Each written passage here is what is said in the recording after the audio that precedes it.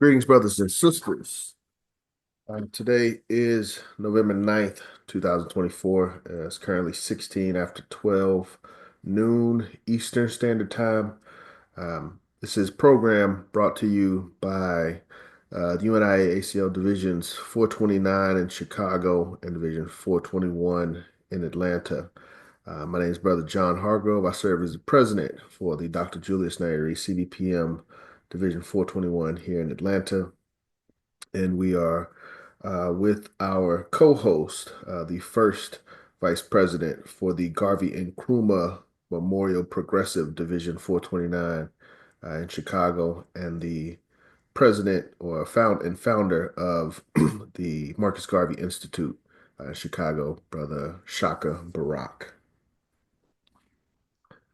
Thank you, my brother, and it's a pleasure to be here joining with Division 421. 429's president is certainly Brother Clyde Banks, who is also the Minister of Industry and Labor. And we will have a fantastic program, the history of repatriation. And we will deal with it from a UNIA perspective, which means that we seek to unite the African world in our discussions. It's not a United States discussion. It's not a African continental discussion. It's not a South and Central American discussion. It's an African worldwide discussion anytime you talk about repatriation. And what are we talking about repatriating to? We're talking about repatriation to the greatest continent that the creator of the universe ever put on this earth, and that is our mother, Africa. John, you want to lead us out in the opening? Yes, sir. Working on my visual over here. Okay, I think it's working. Okay, as always, everyone should know with the official UNIA programs, we must honor our rituals for opening. And the most common opening ritual that we do here in Atlanta is the pledge to the UNIA flag. So that is what we will do from 421 perspective. Then we'll hand it over to 429 if they'd like to carry out any opening rituals as well. Brother Macias, first vice president, I'm calling you to lead us in our pledge. I got it up here for you. Greetings, family. Raise first, Brother Macias. We will do a call and response Yes. today. So you can repeat after me. If you have a flag in front of you, you can face the flag, right fist in the air. Of course, we have one on the screen. I pledge to the United flag. I commit my body, mind, and spirit. I commit my body, mind, and spirit To the protection, defense, and security. To the protection, defense, and security of the red, black, and green. Of the red, black, and green. I dedicate my life. I dedicate my life to the redemption of Mother Africa. To the redemption of Mother Africa. And the liberation of her scattered Black children. And the liberation of her scattered Black children. I accept for myself and my descendants. I accept for myself and my descendants the teachings of universal African nationalism. The teachings of universal African nationalism. And I promise that our children will be instilled. And I promise that our children will be instilled with the purpose and knowledge of themselves as African people. With the purpose and knowledge of themselves as African people. In order that the cause of our struggle will neither falter nor fail. Will neither falter nor fail. Until all Black people are free and united. Until all Black people are free and united. Through one God, through one God, one aim, one aim, and one destiny. and one destiny. Grace first. Grace first. Thank you, First Vice President. One God. One God, one aim, one destiny. Brother Shaka, God, one aim, one destiny. is there anything that you would like? Yes, a couple of things I want to do real quick, and that is to remind the members about what it is that we believe. Because to be talking about repatriation means that there's a belief system beneath this discussion that I want to make sure we're reminded of that belief system. If you have a copy of the Philosophy and Opinions of the Honorable Marcus Garvey, you can find what we believe in the first volume that reads as such. The Universal Negro Improvement Association advocates the uniting and blending of all Negroes into one strong, healthy race.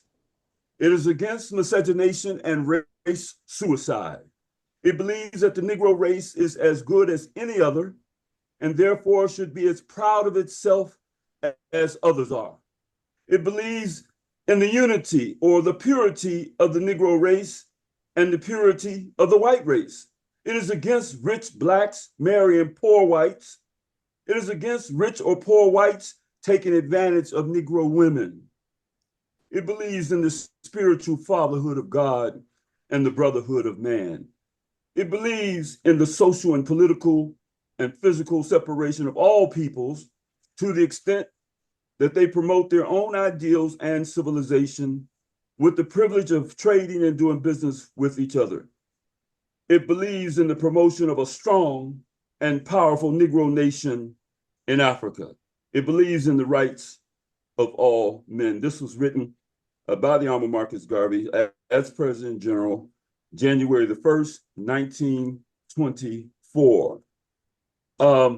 Because we have some of our officers and members that are gathered here today, I would like to ask any of those who, before we go into the heart of our meeting, the subject of repatriation, if you would like to look at some of the key features of either our Constitution, the Declaration of Rights of the Negro people of the world, or the teachings of the Honorable Marcus Garvey that also support this idea of repatriation and unity among our people. Brother John, if you'd like to call on any of your members or ask them, I would like to welcome them to make a comment about our philosophy, our program, our principles in the Constitution, Philosophy and Opinions, or the Declaration of Rights. Thank you, Brother Shaka. Any officers that would like to volunteer first before I call on someone? And again, we're answering the question as to bringing information from the UNIA Constitution, Philosophy and Opinions, the teachings of Mr. Garvey that we know of in relation to repatriation or the continent of Africa.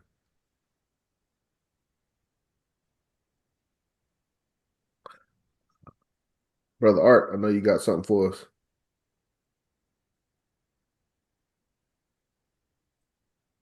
Well, why don't we do it like this? We will still allow members to share. We encourage you to share.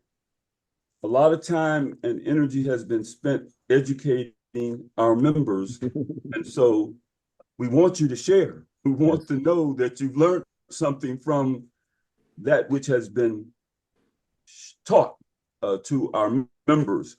But let us just do some fundamentals. One is that Africa, our home, is the richest continent on earth. Let's be absolutely clear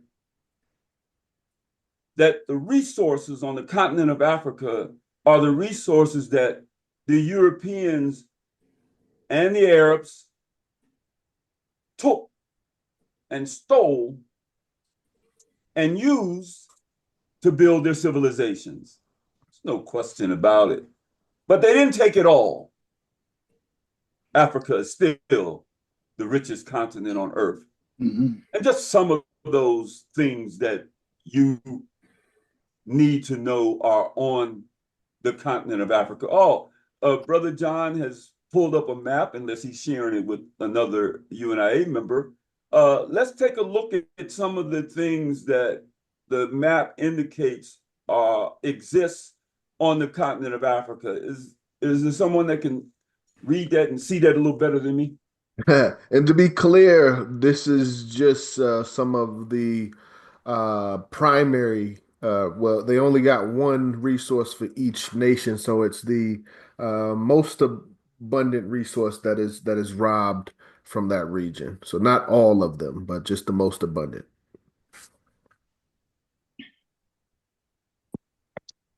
Who's got the good eyesight?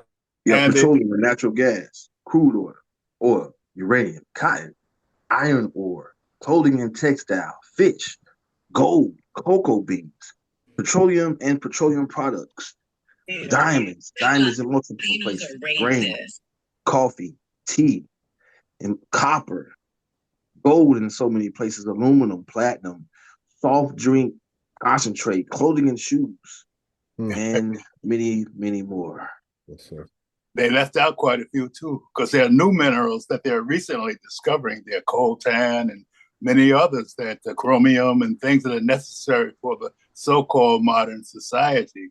Absolutely. Plus, there are probably more there. It's a treasure trove of just about everything that anyone would possibly need to stay upon the planet Earth.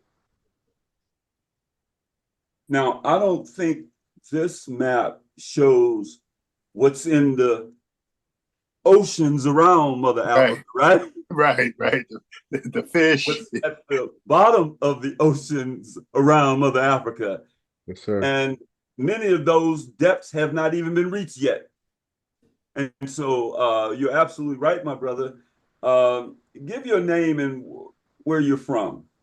Brother Orman, I'm from Temple. I'm from 421 in Atlanta under Brother John, President John, and Ross Marvin. Plus, they also say that a lot of the soil from North Africa is now deposited in the bottom of the Atlantic Ocean, because the winds, after it dried out, the wind blew the topsoil off and deposited that in the bottom of the ocean. Now, what's down there, we do not know. This is all open for discovery as we take charge of our continent again and start developing these things for ourselves. I'm sure that we will be able to bring out more things that exist there than the present people now, because they're only developing specific things to run their society. But we have a cultural wealth, which is a very important thing because it's the mother of all civilizations. So there's a lot more there than just the actual raw materials. Race first. Race first, absolutely. Race first. Brother made me hungry for Africa. And he didn't even mention the fruits, vegetables, huh? Come on, you think it might be some fruits and vegetables on the continent of Africa? Plentiful. It could feed the whole world. Matter of fact, they said the Congo could feed the whole Africa and the world too. The savannas. One country in Congo, Africa by itself could feed the world. Congo has just about everything in it. It has the plains, but it's been divided up into separated out. But there's enough land there, and what's the other one? Not Uganda. Can't think of it now.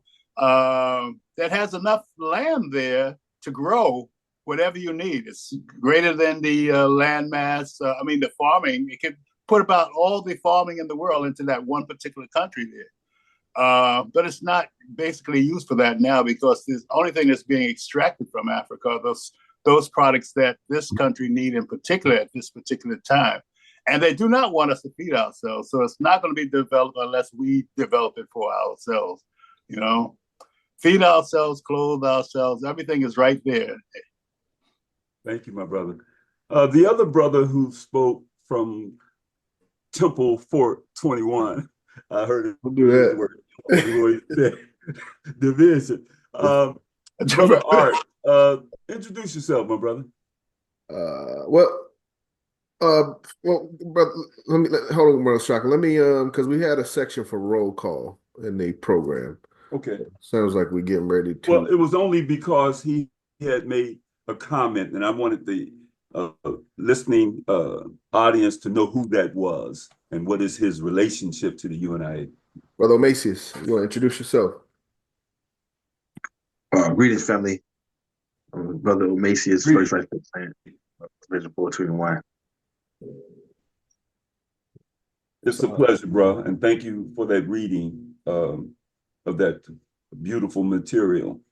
So I think we have established our love of Mother Africa.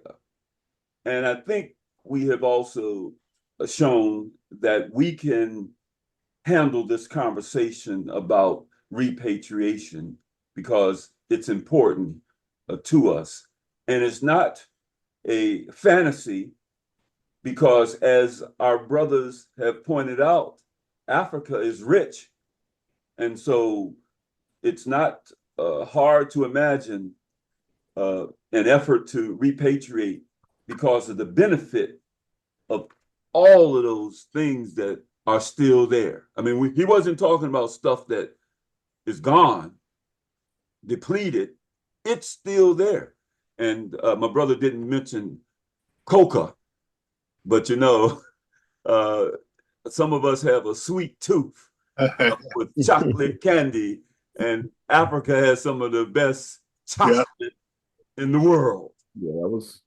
I think. Cote d'Ivoire. Yeah. All right. So, brother, let's go to our agenda or our program, and we'll go ahead and get started. Yes. If I may, one comment, because you had asked the question on Mr. Garvey's literature, the UNIA literature related to repatriation, and that's a question. We open to the floor. No one's ready at this time, but we'll come back to that. We'll have a time for questions, comments. But Sure. one thing I wanted to bring to this program, as always, we're students of the course of African philosophy. Mr. Garvey teaches us on page 29 under the lesson Aims and Objects of the UNIA. Number 5, Mr. Garvey says to assist in civilizing the backwards tribes of Africa. We've talked about that. We'll talk about that more later. But in the description of what Mr. Garvey is, the explanation of aim number 5, Mr. Garvey says, Africa is the motherland of all Negroes. All Negroes were taken from Africa against their will and forced into slavery. Africa is the natural home of the race. One day, all Negroes hope to look to Africa as the land of their vine and fig tree. Therefore, it is necessary to help the tribes that live in Africa to advance to a higher state of civilization. It says the white man is not conscientiously doing it, although he professes to do so. This is only his method of deceiving the world. Mr. Garvey finishes, he says, it is the Negro who must help the Negro. To help the African Negro to achieve civilization is to prepare him for his place in a new African state that will be the home of all Negroes. Mm. So I thought that was perfect in regards to the reasoning for the discussion on repatriation. That is, as Mr. Garvey teaches us, that is the natural home of our people and the natural base of operations for the UNIA. Did he mention in particular where exactly this state for all Negroes was? Because Africa is a large continent. Did he have a specific place that he was going to this state, or was it the whole continent that he was referring to? He was asked that question. He's jumping What in part? the program. They were He was asked that question. What part of Africa did he want? I mean, remember, this was at a time when there were only two independent nations on the continent of Africa. Ethiopia and Liberia. Liberia. So the rest of it was in the hands of aliens. So when asked what part did he want, Yeah. he said all of it. Now, what does all of it mean? It means over 11 million square miles of African territory. Now, you have to be quite ambitious to aspire to possess 11 million square miles of African territory. There must be a motivating factor to even for him to have opened his mouth and for us to open our mouths and say all of it. And what is the determining factor? And that is that it's home. Mm-hmm. We, the sons and daughters of Africa, we who often call ourselves people of African descent, remember that thousands and thousands of years ago, while the white man was still crawling upon his knees, while he was on all fours, we had studied the heavenly constellations. We had brought survival into its possibilities through agriculture. We were the great hunters on the plains of Africa. And we see ourselves as the descendants of those original inhabitants of not only Africa, but the earth.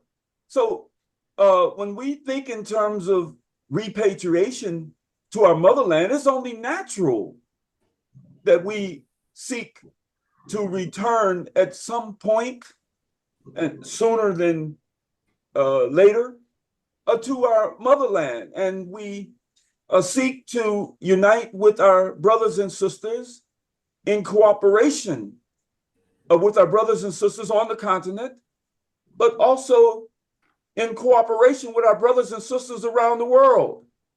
We will be successful as we seek to unite with not only our brothers and sisters on the continent, but throughout the African diaspora. So when we come to talk about returning, then we make sure they're in the room.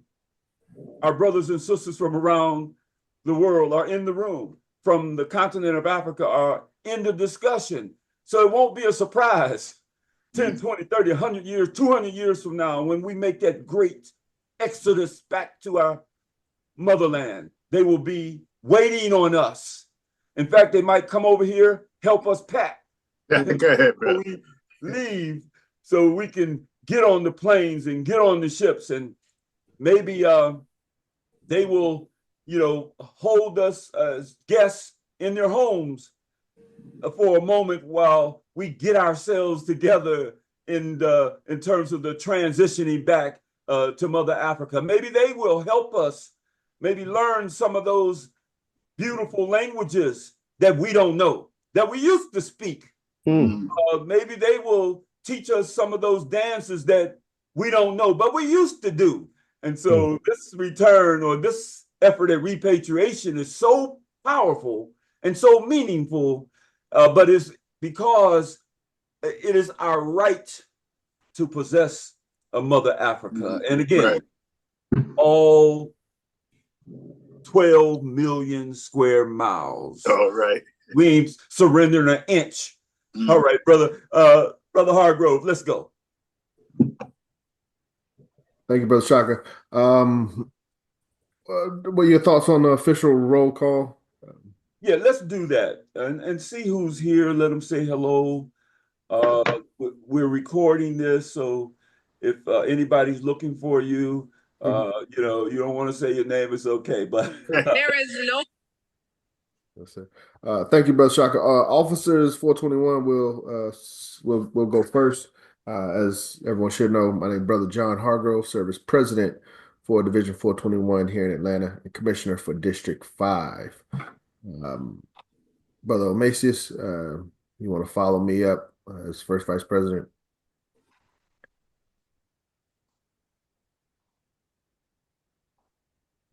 Okay. Sister Diane, you want to introduce yourself? you okay? I'm gonna get your socks. Excuse me. Sister. Greetings all. Greetings, Sister President. Diane Marshall, Lady Vice President, 421 Division in Atlanta. Welcome everyone to the call.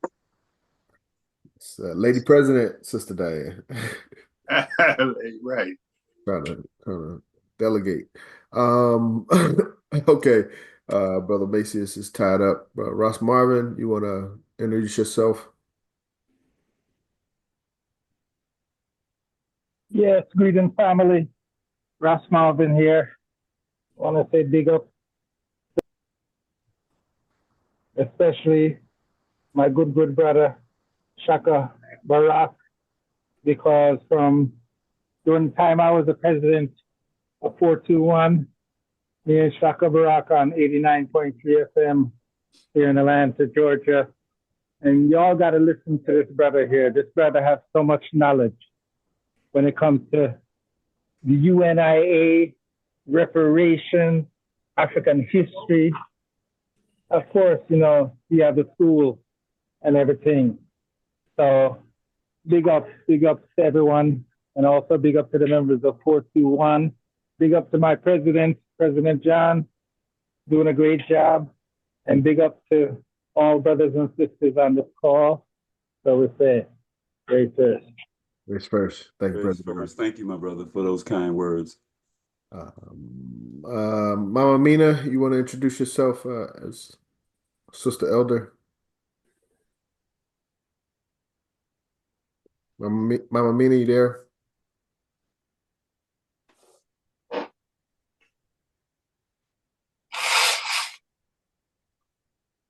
Brother Art, you want to jump in? Race first, family. My name is Art Costley, and I'm the recording secretary or scribe from 421. Race first. Sir, doing a great job, Brother Art. Brother Orman. Race first. Greetings, family. I have really nothing to add, more so that I'm glad to be here, open to listen and learn and grow. Thank you. Race first. Race first. Thank you, Brother Orman. Sister Cecily, is she still on? Attorney Imhotep. Greetings, Africans. Greetings. My name is Imhotep Al-Kibulin. I am the Counsel General for the UNIA-ACL. Race first. Counsel General. Thank you, Counsel General. Race first. Race first. And it sounds like he's there with his queen, Sister Aziza, as well. Let's ask her to say hello. Yes. If she'd like. Attorney Imhotep, would Sister Aziza like to say hello to the family? No, she's downstairs cooking a delicious meal. Go ahead, brother. So she's preoccupied. What time we need to come in? What's on the menu? Be ready about 4 o'clock, right? Program. Thank you, Attorney Imhotep and Sister Aziza. I think that takes care of Division 421 officers. I'm also here, President John. Kuda. My name is Dr. Kuda or Gordon Dudu with Division 421 as second Lady Vice President. Thank you. Thank you, Dr. Kuda. Brother Macy's, I see you. Yeah, Brother Macy's, first vice president, Division 421. Thank you. Greetings, everyone. Race first. Thank you, Brother Macy's. Looks like we have a dignitary from Detroit Division. Oh, no, they didn't drop off. Oh, wow. They just dropped off as soon as I said something. That's how it works. Brother Shaka, you want to introduce yourself? Certainly. Ladies first. Oh, greetings. I'm Sister Kamar Mateen Barak, Financial Secretary, Division 429 in Chicago, Illinois. Greetings, sister. Greetings. Now, she didn't tell you that she is a co-founder of an organization. Would you tell them what you have co-founded? The Marcus Garvey Institute. Yes. Thank you. You're welcome. No, just stay there for a minute. Co-founder of the Marcus Garvey Institute. My name is Shaka Barak. I'm the president of the Marcus Garvey Institute. I'm the first vice president of Division 429 here in Chicago. I've served as the third assistant president general. I've served as the minister of education.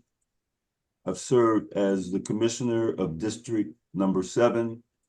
I'm a graduate of the course of African philosophy. But the thing that I like about myself more than anything else that I like about myself is that I'm in the company of you all. Shaka is who he is because of you all. Oh, sure. Because of the love that we have for one another. Thank you all very much for being a part of the Universal Negro Improvement Association and African Communities League. Thank you, Brother Shaka. We have one of our guests that is here, and we'll just, no, I'm not going to introduce him. In fact, we have another guest, but he's also a member. Let me, first of all, acknowledge Brother Caesar. Would you say hello to your family? Race First family. This is Brother Caesar Kijana here at Barker Clark 106 here in Baltimore, Maryland. Race First, everyone. Race first, brother. Thank you, Brother Caesar. And he will be joined by Brother Michael Joseph Harry out of Nigeria. And they will be participating in this discussion about repatriation.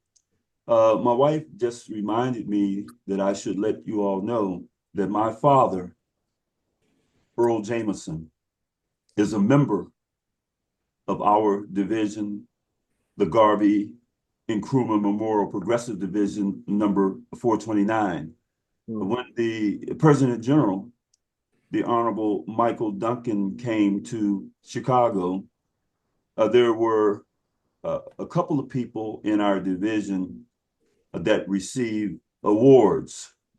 One because they're elders and have been around soldiering for a long time, and two, that they work hard.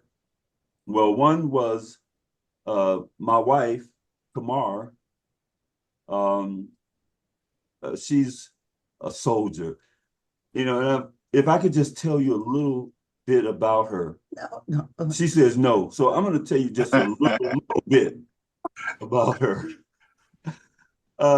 You know, I've been in the UNIA and the Garvey so very long, and I've loved every second of it. I love it more each and every day. After 50 years, I love it more. But when I met my wife, I was a strange kind of person because I was a Garveyite, and not a lot of us on this planet, as much as we get together and we love each other and we enjoy each other, brothers and sisters, there's not a lot of us on this planet. So when I met my wife and I found out some beautiful things about her history that gelled with mine. One, she had been a officer, a serious worker in the Nation of Islam, handling payroll. And you secretaries out there, you treasurers out there, you know how important it is to make sure you got the right person counting your money and making sure that people get paid. The other thing that she did that impressed me and I learned to love about her was that she had been in the Black Panther Party. And so UNIA, they don't know it, but we're really soldiers. Both the men and the women are soldiers. And whether you pursue the Black Cross nurses or the Universal African Motor Corps or the African Legions or the cadets, the juveniles, you're soldiers. And so I love those things about her and still do. Thank you. Thank you, Brother Shaka. Thank you. Thank you. Excellent introduction. Couple of other individuals haven't had a chance to introduce themselves. It's two that I really want to get to. One is from Division 100, Sister Edna Marie. Race first, guys. This is my name is Edna Marie Williams, and I am representing Division 100 in Curacao. I'm a representative. I'm actually been born and raised in New York, but I moved to Curacao a few years ago. And thank you to the ancestors and the universe for putting me in the path of Rasta Moses and Division 100. And I am just excited and happy to be amongst likewise or like-minded individuals and continue to learn and to carry on the Garveyite name. Absolutely. Thank you. We love and definitely appreciate your presence. Brother Shaka, were you saying something? I'm sorry. Yeah, I was pleased to hear from our sister from that part of the world. We had a convention down there not too long ago. Unfortunately, I was on the other side when you guys were here. I was back in the States, so I missed that. Yeah, several of us were still here in hell while the others were in Curacao and having a wonderful time. And we're so thankful to that community for hosting the convention. And we're always pleased with all of those divisions that host conventions and high executive council meetings. So welcome, my sister. Brother, let me check on my people just real quick. Want to know who's all right. Brother Sena,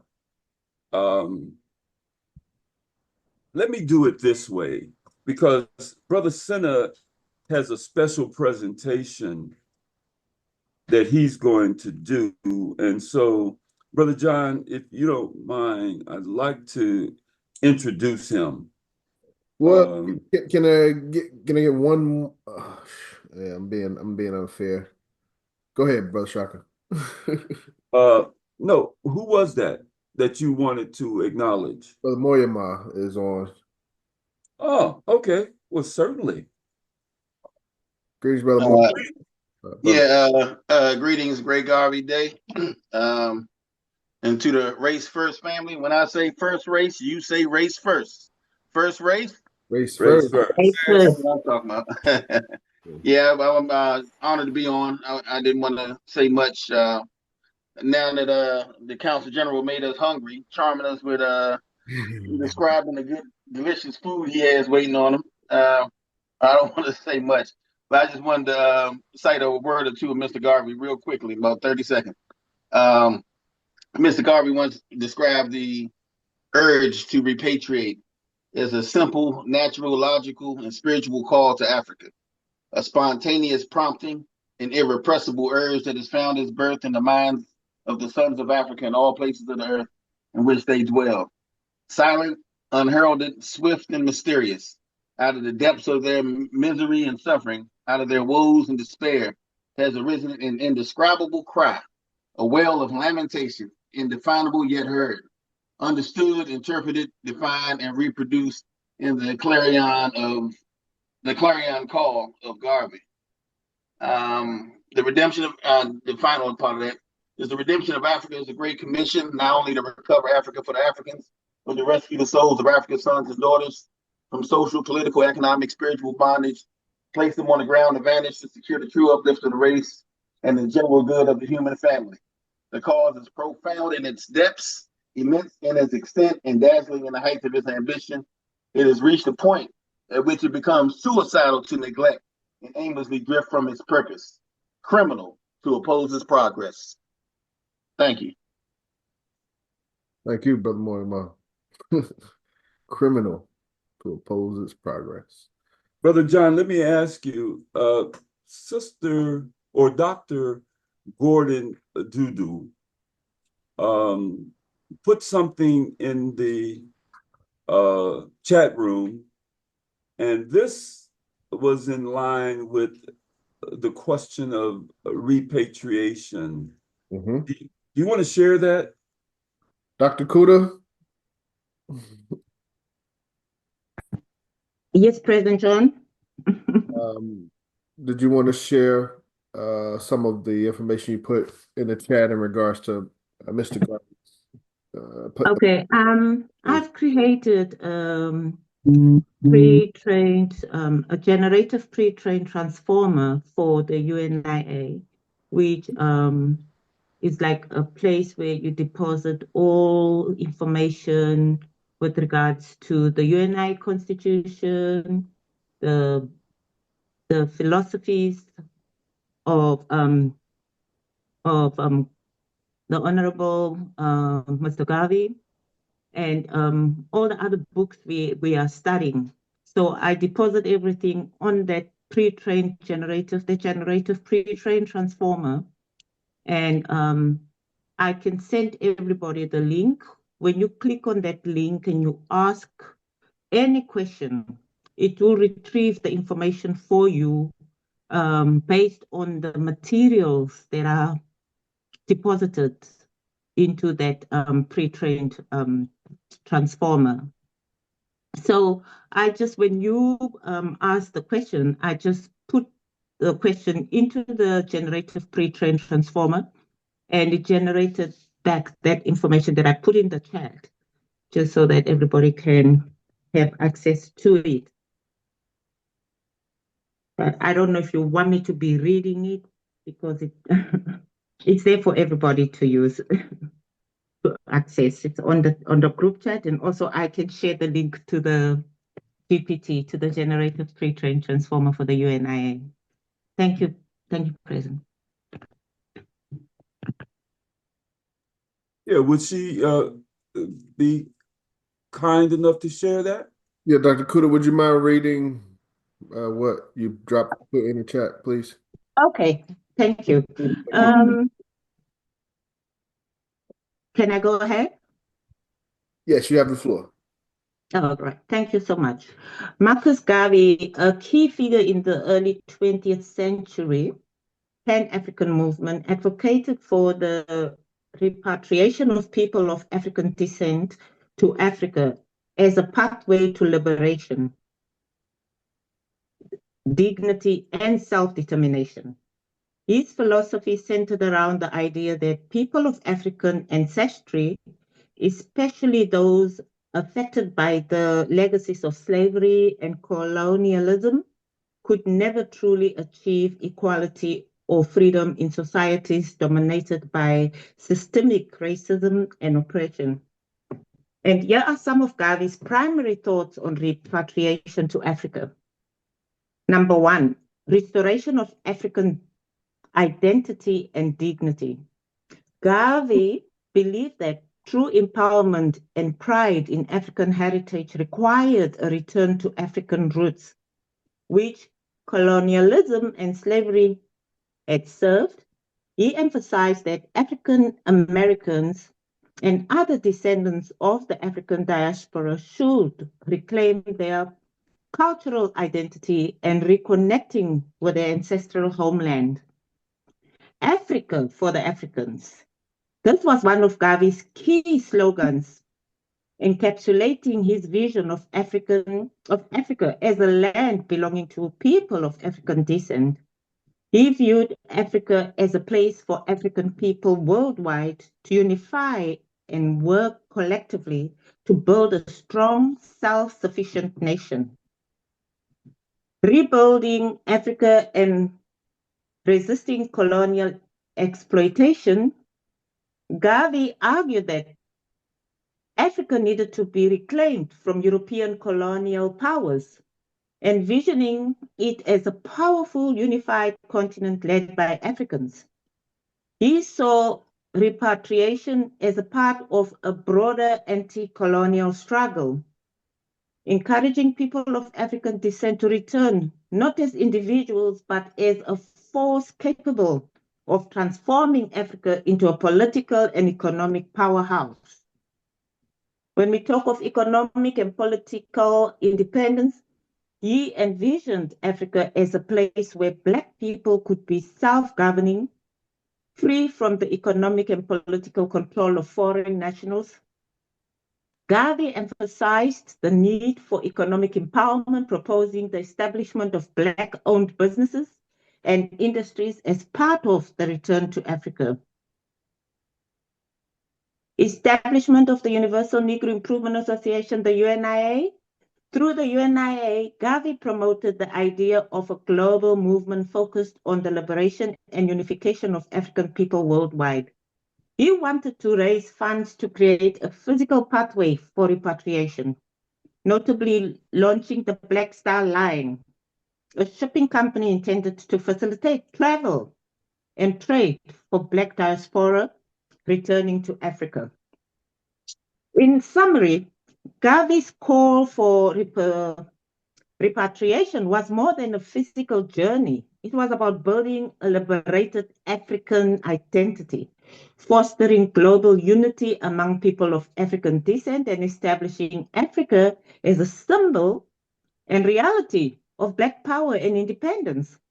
Although the immediate logistics of mass repatriation faced challenges, his ideas inspired future Pan-Africanist leaders and laid the groundwork for movements promoting Black pride, self-reliance, and solidarity across the African diaspora. Thank you. Thank you, Dr. Kuda. Thank you. Where are you from, my sister? Brother Shaka, I am from South Africa. Oh. And I'm happy to be here. You know, I feel so, words cannot even explain. When I'm in the midst of Garveyites, I just feel we are on the right channel, we're on the right, track. You know, so many people, unfortunately, are not aware of this movement. And I think, it was deliberately done, whatever happened in the past to Mr. Garvey, and it was completely washed off from people's,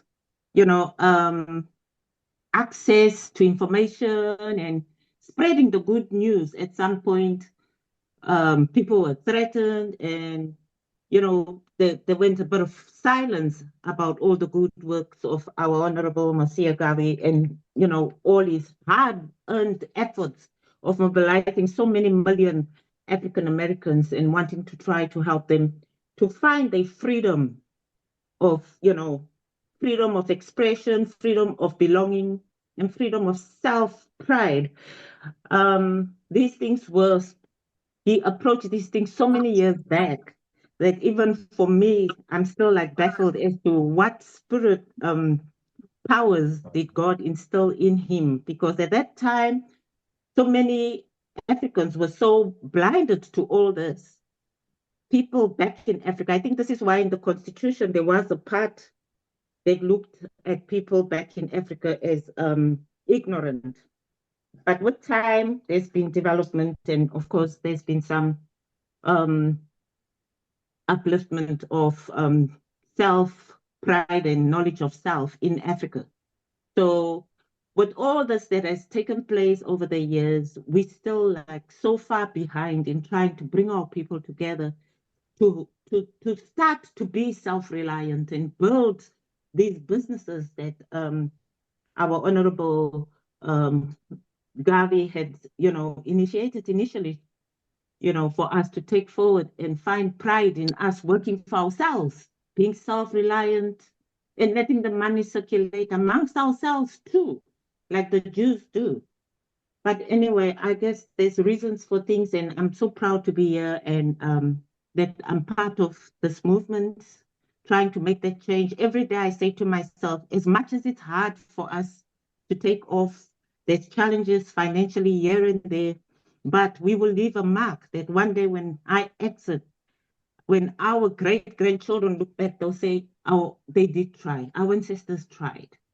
The ones in the 2024, in the year 2024, and the years back, and years still to come while we're still present here, they will look back and say, we tried. Although it was tough, we tried, because I know one day we are going to break free. Thank you.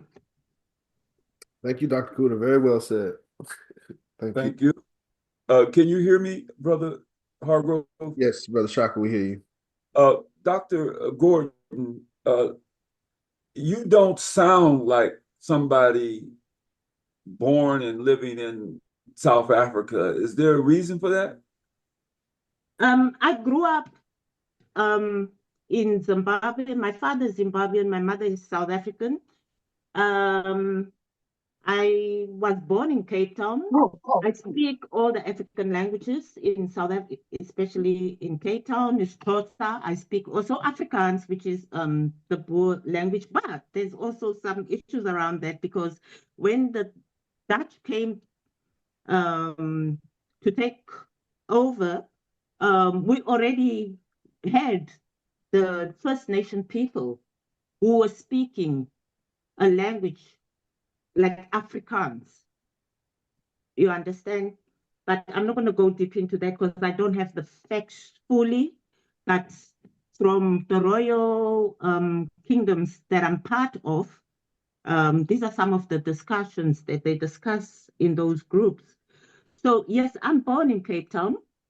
My accent might be different. You'll see that in South Africa, we do have different groups. Unfortunately, there are groups still, our people in South Africa still see themselves as colored people and black people and white people. That is what the apartheid made us believe, that we are. And you'll find that there's different dialects, different accents here and there. So when I moved to Zimbabwe, I was so happy my father took us to Zimbabwe, to his country of birth. In Zimbabwe, I belong to a tribe called the Roji Empire, which is the royal families of Zimbabwe that was ruled by Changamire Dombo. Like we have King Shaka Zulu. Changamire Dombo is at that level with Shaka Zulu. I was proud to do also research on my father's side with regards to his family and the heritage of, my father's family. And I did extensive research, which I've documented as well. So I'm happy to know. I mean, it's interesting when you go deep and you want to know more about your roots on your father's side, okay, as well as the roots on your mother's side too, which I've done. But I think on the father's side sometimes gives you that sense of belonging and pride of where you springboarded from and where you belong, So yes, I am a princess on the Roji side in Zimbabwe. And I do have dual citizenship, Zimbabwe and South Africa, because of my father. So I'm a citizen of Zimbabwe by descent, and I'm a citizen of South Africa by birth. That's it. I think I've shared enough. Thank you. Thank you. You've done a wonderful job too. Sometimes there's a need to know a little bit about the background of our brothers and sisters. Let me do this. Brother John, I had a little technical difficulty. You might have seen me jumping in and out. Can you hear me okay now? Yes, we hear you fine. We hear you good All now. right. Then before we go to our guests, I'm looking forward to you all meeting him and them, and for you all to hear their presentations. Because sometimes we Garveyites think that we're alone, but there are others who really care as we do about our race. There's a period that I want to move through very quickly, and that is after we built our great African civilizations, there was a fall. And the UNIA must always remember, members must always remember that whatever you do to acquire the great heights that we're reaching for, you have to make sure that you do what you can to maintain it. And so there was a struggle, and we always have fought to survive, but it led to our captivity. And while we were captured and enslaved, the experience was horrible. I have said to John on a couple of occasions that ever since we left the shores of Mother Africa, we wanted to return. Is that right, Brother John? Yes, sir. There ain't no new idea, and it didn't just pop up in the 1920s. But let me just spend a minute talking about what it was like under the domination of other races for 400 years. Oh. Brother John, did you say something? No, Mamina, please mute your line. Go ahead, Brother Shaka. For 400 years, 100 million Africans were stolen from Africa. They were taken to the Western Hemisphere and forced without compensation to work on slave plantations, accumulated unimaginable wealth for the slave owners. They're stripped of their land, language, religion, culture. They were strangers in a strange land with the cruelest slave masters ever known in human history. The white man was guided by nothing but making money, and he used everything he knew: religion, pseudoscience, and the philosophy of white superiority and black inferiority to justify his cruelty. With no idle time, from sunup in the morning to can't see at night, the enslaved Africans planted and harvested cotton, sugarcane, tobacco, rice, and every other product. They literally worked their fingers to the bones. They acquired crippling arthritis from working in the cold for long hours. They lost their sight from work with no eye protection. They lost their hearing from no ear protecting when working around steadily hammering sounds. Producing every product has consequences if safety and precautions are not taken. An animal might kick or step on the foot of an enslaved, crippling him or her for life. As they watch, they corralled, they fed and butchered hogs and cows and oxen and goats and sheep, chickens, and every domesticated farm animal. They broke in and shoed horses. They erected farmhouses and barns and mansions and built roads. These enslaved Africans built hospitals and cities and towns. They dug out swamps, cut down trees, dug tunnels, laid railroad tracks, turned huge boulders into little pebbles. They daily prepared the food for the slave master's family, so that they ate high on the hog. They made their beds for them, mopped their floors for them, swept their stables and barns, fed their chickens, they bathed their children, and even breastfed them, providing the killed, cut and fried chicken. The woman and the man were made the sex objects for slave masters, and as awards for faithful overseers, drivers, and house servants. Every female enslaved African from age 8 to 80 was repeatedly raped and sodomized and sadistically beaten. All mothers lived with the fear that their child could be auctioned and sold away. Men feared they would lose their wives, sons, and daughters. They cried, pushed, and pulled heavy loads. If a white plantation owner went bankrupt, he sold off his possessions, causing enslaved to be sold in 5, 10, 20, or 100 different directions. Enforcing the plantation rules meant they were beaten and tortured mercilessly to instill fear and to break down any resistance to being commanded, just like a mule.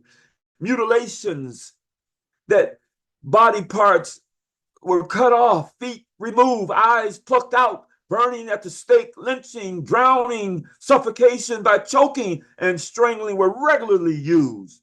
They lived at starvation levels, eating food that was not fit to be eaten by the lower animals.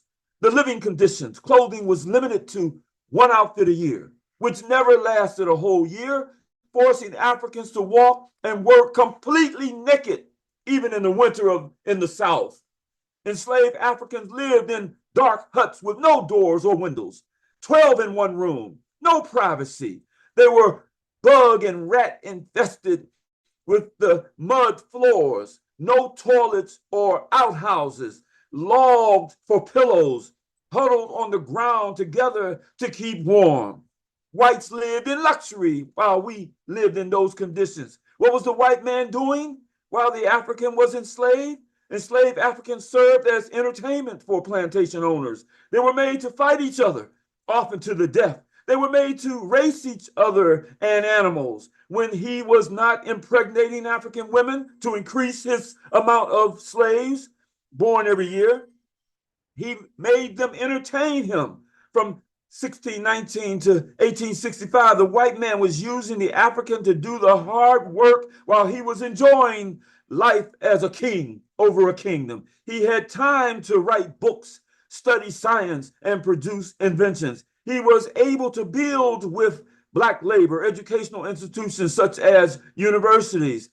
Brothers and sisters, this is just to say that when we think and talk in terms of repatriation, it is with the idea in mind that we must control our raw materials. We must acquire the technology to possess these raw materials in Africa and export them as finished goods. We must break free from exploitative relations with the Western world. Whites have caused our suffering through slavery, colonialism, and racism.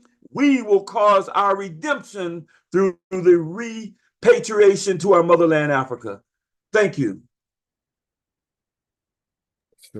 Thank you, Brother Shaka. With that, I think that'd be a great segue to bring our guests, start to bring our guests on. Yes, we must never forget. Yes, sir. Yes, sir. Wow. Switch back to the presentation. Let me introduce him then. Please. Nathaniel Sena Aminyo. He immigrated from Ghana in 2008 after completing. Brother Sena. Okay, sorry. Brother Sena. Okay, go ahead. After completing his bachelor's degree from Central University College in 2006. Prior to his working with WAPCO West Africa Gas Pipeline, he co-founded and organized Save the Dance, a yearly event that was aimed at creating HIV/AIDS AIDS awareness by bringing all the high schools together in a dance competition for more than 7 years. By 2012, he had completed his MBA, Healthcare Administration, from Agozi University in the US, Chicago. He is an analyst in data management with a specific focus in data modeling. He is currently the founder, creator, and host of the Progressive Minds Show and the CEO of 105 Exchange Radio. He has successfully interviewed great and important dignitaries from the Secretary of State, Jesse White, here in Illinois, clerk of Cook County Court, Sister Dorothy Brown, Judges Shapiro, Judges Catherine Vehe, Judge Robin D. Schaffner, Judges Seaton Amara, Paul Vallis, Dr. Willie Wilson. I know a lot of these people. That's why I'm excited to share his history. Juliana Stratton, Deputy Illinois Governor, the Abolition Institute, Sean Turner, Alderman, on and on and on. The Progressive Minds Show has been a lifetime belief and attitude, coming from a strong nucleus of a family set up with a single mother birth of the love and concern for the well-being of people. I met his mother. She's a beautiful woman. The strong desire to advocate and defend the less fortunate and the vulnerable paved the way for such a vision. He believed that the struggles of a single mother/parent to provide a better environment for her young is the most important endeavor in our human existence, which is often not given the right attention. Hence the need to pursue and seek for better community building goals and projects to secure a more decent society for the now and the future. His belief is that people are the most crucial ingredient in the making of a universe of the living. Therefore, every project, cause, movement, and organizing should be aimed and centered around the betterment/improvement. There goes that word, improvement of such. This is his cause. His mission is to acknowledge, represent, build, and bridge the gap for the voiceless, both far and near, understanding that our well-being depends on others' well-being and is crucial as we strive to find the balance between the old and the new. His love and commitment to the well-being of the everyday person prompted him to abandon the initial American corporate dream and shifted his focus on building and impacting our communities by engaging others in constructive and open dialogue. He is open-minded, passionate. He is funny. He is an analyst, a critical thinker, a community advocate, a people's person, and a soccer fanatic. But more importantly, the brother is from the continent, and he is a builder of relationships with Africans throughout the diaspora. And some of the outstanding men and women who also work in that field have had relationships with our great brother and our guests, who will address the issue of repatriation and the end of it that deals with receptivity on the continent of Africa. Would you welcome, please, Nathaniel Sena Aminyo? All right, go brother, wow. Brother Shaka, you're the only one that has read my bio in this manner that has even touched me. I'm listening to it. I'm like, who's this person? Who's this guy that Shaka is talking about? Thank you for making me see myself in what you just read, because sometimes when we put these things down, and I wrote this bio a long time ago, it was until you asked me, I haven't looked at it in 5 years or maybe more, right? But again, thank you for making me see who I am even more as you read this. You are not only reading what I wrote, but you were reading, or you were talking about, you were making me see myself in you, and vice versa, right? Because everything you shared about the Black America experience, uh, the little knowledge that I've come to know about it when I came to this country is why I abandoned the corporate dream to pursue the work that we're doing now in the diaspora. So for the purposes of what we were doing and going forward in the future, just call me Sena. Sena is my Ewe name. Ewe is, I think, the third largest tribe in Ghana. We are known to be, our tradition and culture and customs is known to be very familiar, or close to that of the biblical Hebrew, right? Historically, our forefathers have told us that that is who we are. We're Hebrews, but the fact is that this knowledge has eluded a lot of Africans, or a lot of Ghanaians, including the Ewes, because we were not taught it whilst we were growing up in Ghana. But now that we have grown, some of us are going back to learning who we are. And the thing that makes some of us learn and get to know Africans who have come here, the one of the ways that we begin to learn about our own history and about ourselves is Black History Month. I must say this, that before I came to this country, after attending my degree in Ghana, I thought I was, somewhat informed and an avid listener to radio stations, just so I could be, acclimatized with what is going on in the world, watch CNN and BBC and all of that. I had no clue that I didn't know who I am and my people until I came to America. And even when I came to America, I was not following Black History Month until I started paying attention to what is Black History Month. And the more I learned and heard the stories of the struggle of Black people, it unrivaled my own story as an African, and who our ancestors were, and the connection to the Black American story. So just call me Sena. Again, it means God's gift in the Ewe tribe, the Ewe language in Ghana. But of course, for the purposes of this, I had my bio. If you have your bio, you got to put your full name. So that goes my full name.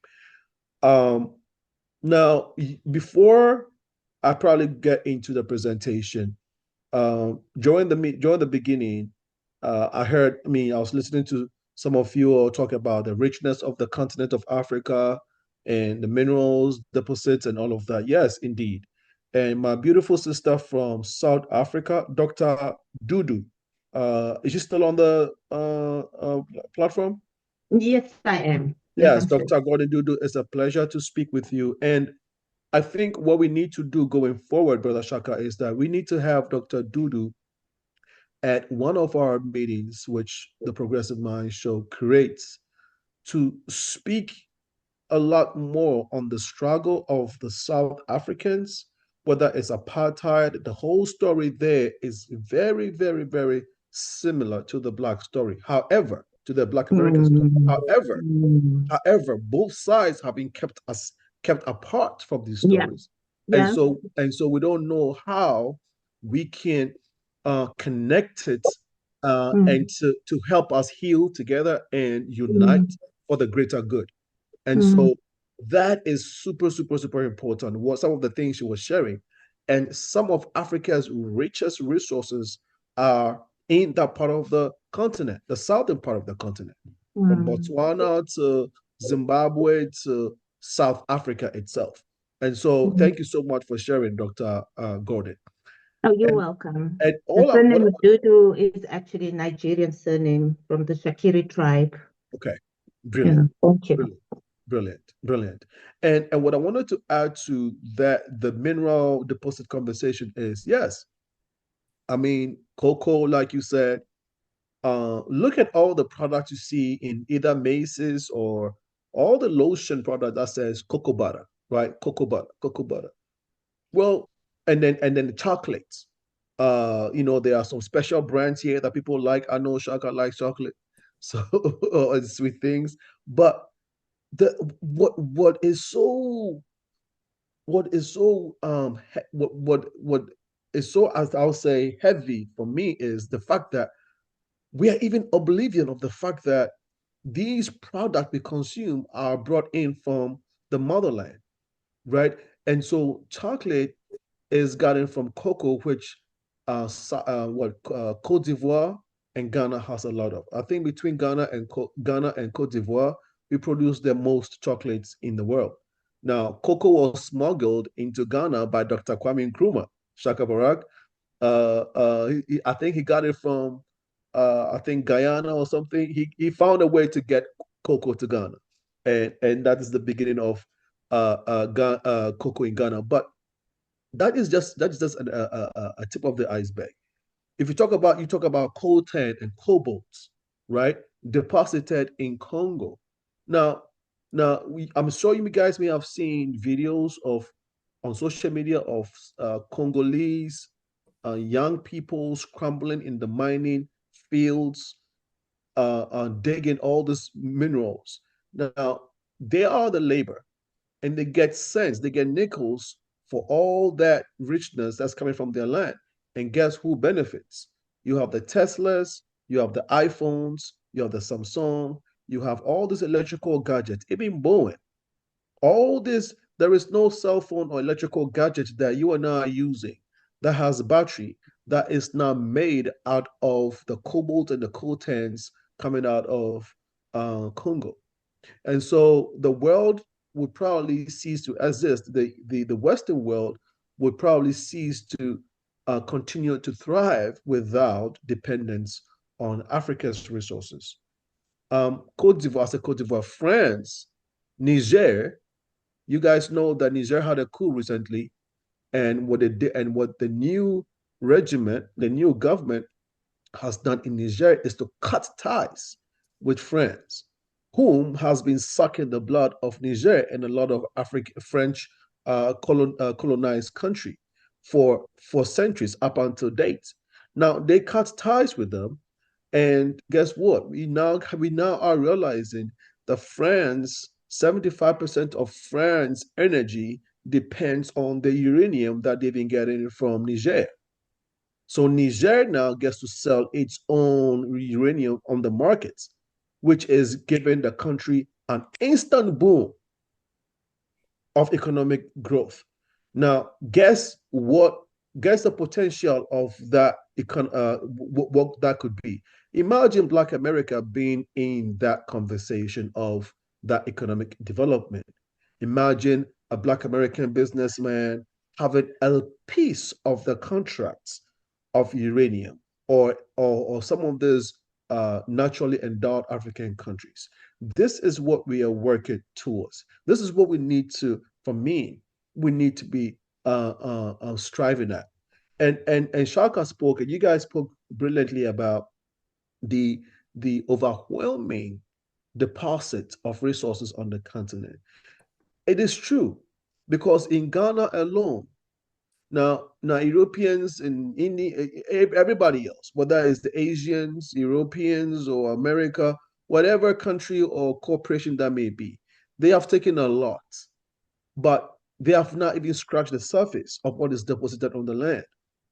So there is still plenty of it. There is still plenty of land aside the resources. So our work with the Progressive Mind Show, once we started realizing some of the disconnects, right? Once we started realizing how divided we've been, because I've lived on the continent of Africa and now living in America and seeing the disparity, I said I want to dedicate the rest of my life to helping us build the communities that I've found in Chicago that are struggling based on what has been done to our people, to engage in dialogues, to grow and make our communities better, but at the same time, using the platform to bridge the gap within the diaspora. Because among us here, whether you are African, Caribbean, or African American, or Afro Latino, or the guys from Brazil, we even though we're of the same skin color, there is the mental division. There is that separation, that mental separation. And so we thought that we needed to create spaces to encourage people to interact, because Black people, because of the boundaries that has been placed mentally and physically among us, we don't interact. And because we don't do so, we're not able to discover the relationships that existed before colonialism and slavery, right? So we are literally siblings that have been scattered, or cousins that have been scattered around. And because we are not being intentional about having conversation with whether President John or Brother Armand or Sister Gordon, then of course we're not going to know. We're not going to know the history of Sister Gordon, and understanding how her history and her background directly connects to that of Brother John, and the power of the unity that can become of that relationship. And so we wanted to make sure that we're intentional about those interactions. And so we weren't just having conversations on the radio show. We created spaces. One of them is what we call the African Diaspora Summit, which is something like what we're doing now, but it's more on the physical side. We were meeting at Chicago State before COVID struck, but we're bringing that program back. We are doing a soft launch end of this month, and then by January, we're going to be bringing that program back. We'll be meeting in different parts of the city to be so that we can engage, we can keep engaging as we're doing now within the diaspora, bringing the diaspora together to have these conversations as to how we can better heal and bring our people together for the greater good.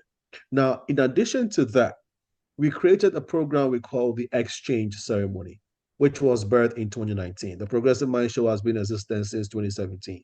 The Exchange Ceremony is basically what it is. How do we exchange our cultures in a way that is meaningful and that also physically, literally reminds us of our connectivity through our food, our fashion, and our dance? Because 2019 was a year of return, as a lot of you may know. 2019, the same year, was a year that America was celebrating 400 years of slavery. It wasn't a coincidence for me that in that same year, Ghana, an African country, declaring return of African Americans or return of diasporans back to the motherland. It's not happened at that level or on that scale ever, right? There are stories of African leaders calling Black Americans to return home, but at the level at which the president of Ghana did it in 2019, that was first of its kind. And we saw a lot of African Americans going home up until now. So we knew that in the year of 2019, it was that year was a window. That was God's own timing for Black people to start coming together. We saw a window of the closure of our disconnect and the beginning of our coming together.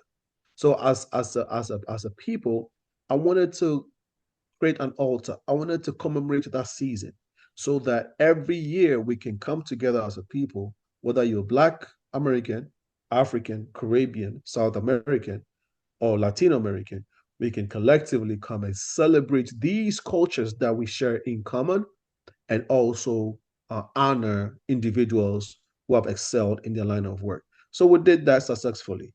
2 years after, we came back. We came back to bring this program to continue the program because of COVID. Now, when we came back to continue the program, we realized that instead of honoring people like we do regularly, give you a plaque, or we give you a little wooden carve, or whatever we'll give you as a way of honoring you. We said, how about we replace that with African royalty? And for these reasons. One, the people that came here through slavery, we believe, the Africans that came here, were not only the most brilliant, smart, strong, these were royals too. But like Shaka said, all of that was taken. So if our people lost their royalty, then there is a need for the kings of the land to travel across the oceans to come here to restore the royalty that was stolen from our people. Because if we want to talk about the unification and healing, reconciliation of our people, then we have to be serious about it. Because slavery did not happen in isolation. Yes, the Europeans did their worst, but some of our kings and queens, fell victim to the ploy of the Europeans, and so aided them in several ways. Now, some of the kings of the land would attest to this because they know that their great grandfathers were actually helping to capture some of their people. So we understand the damage that was done. And to be able to get to the bottom of it, and Brother Shaka said, he said, the first time you guys touched this country, your souls, and you were wanting, both physically and spiritually, you were wanting to go back. And so if that has not been done, there is a gap. The souls of our ancestors are hurting.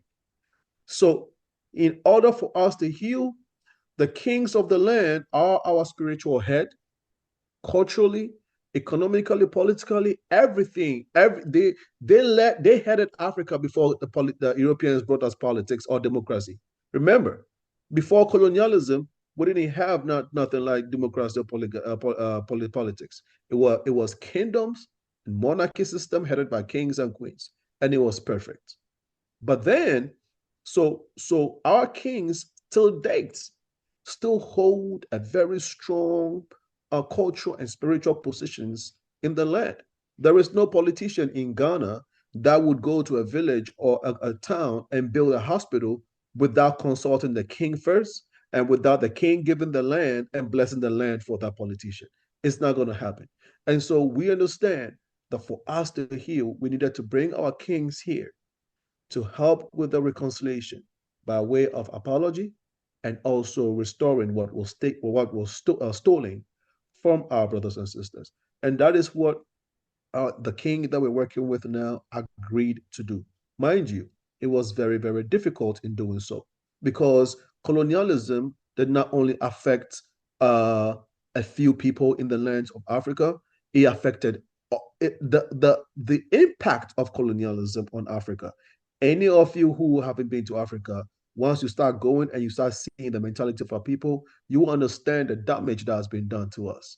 Because from the presidents of the land to our kings and queens, to our most smart people, the entrepreneurs, business community, politicians, regular folks, we are all being damaged to the point where we cannot even perceive the struggle of Black Americans. We cannot even understand. We don't even know. We are oblivion, actually, to the fact that these are the Black Americans that we see on TV, are folks, our own people that were taken away from us. We have lost sight of that. It's not in our consciousness because they took that away from us. They made sure that we never remembered it. They don't teach us in the schools. They don't teach us in the churches. So we have no idea. There is no connection between the African on the continent and African Americans here. All we see about African Americans is the Tupac and Beyonce dancing on TV, right? And so in the mind of the youth of Africa, in the mind of the the average African, right? And mind you, there are billions of us.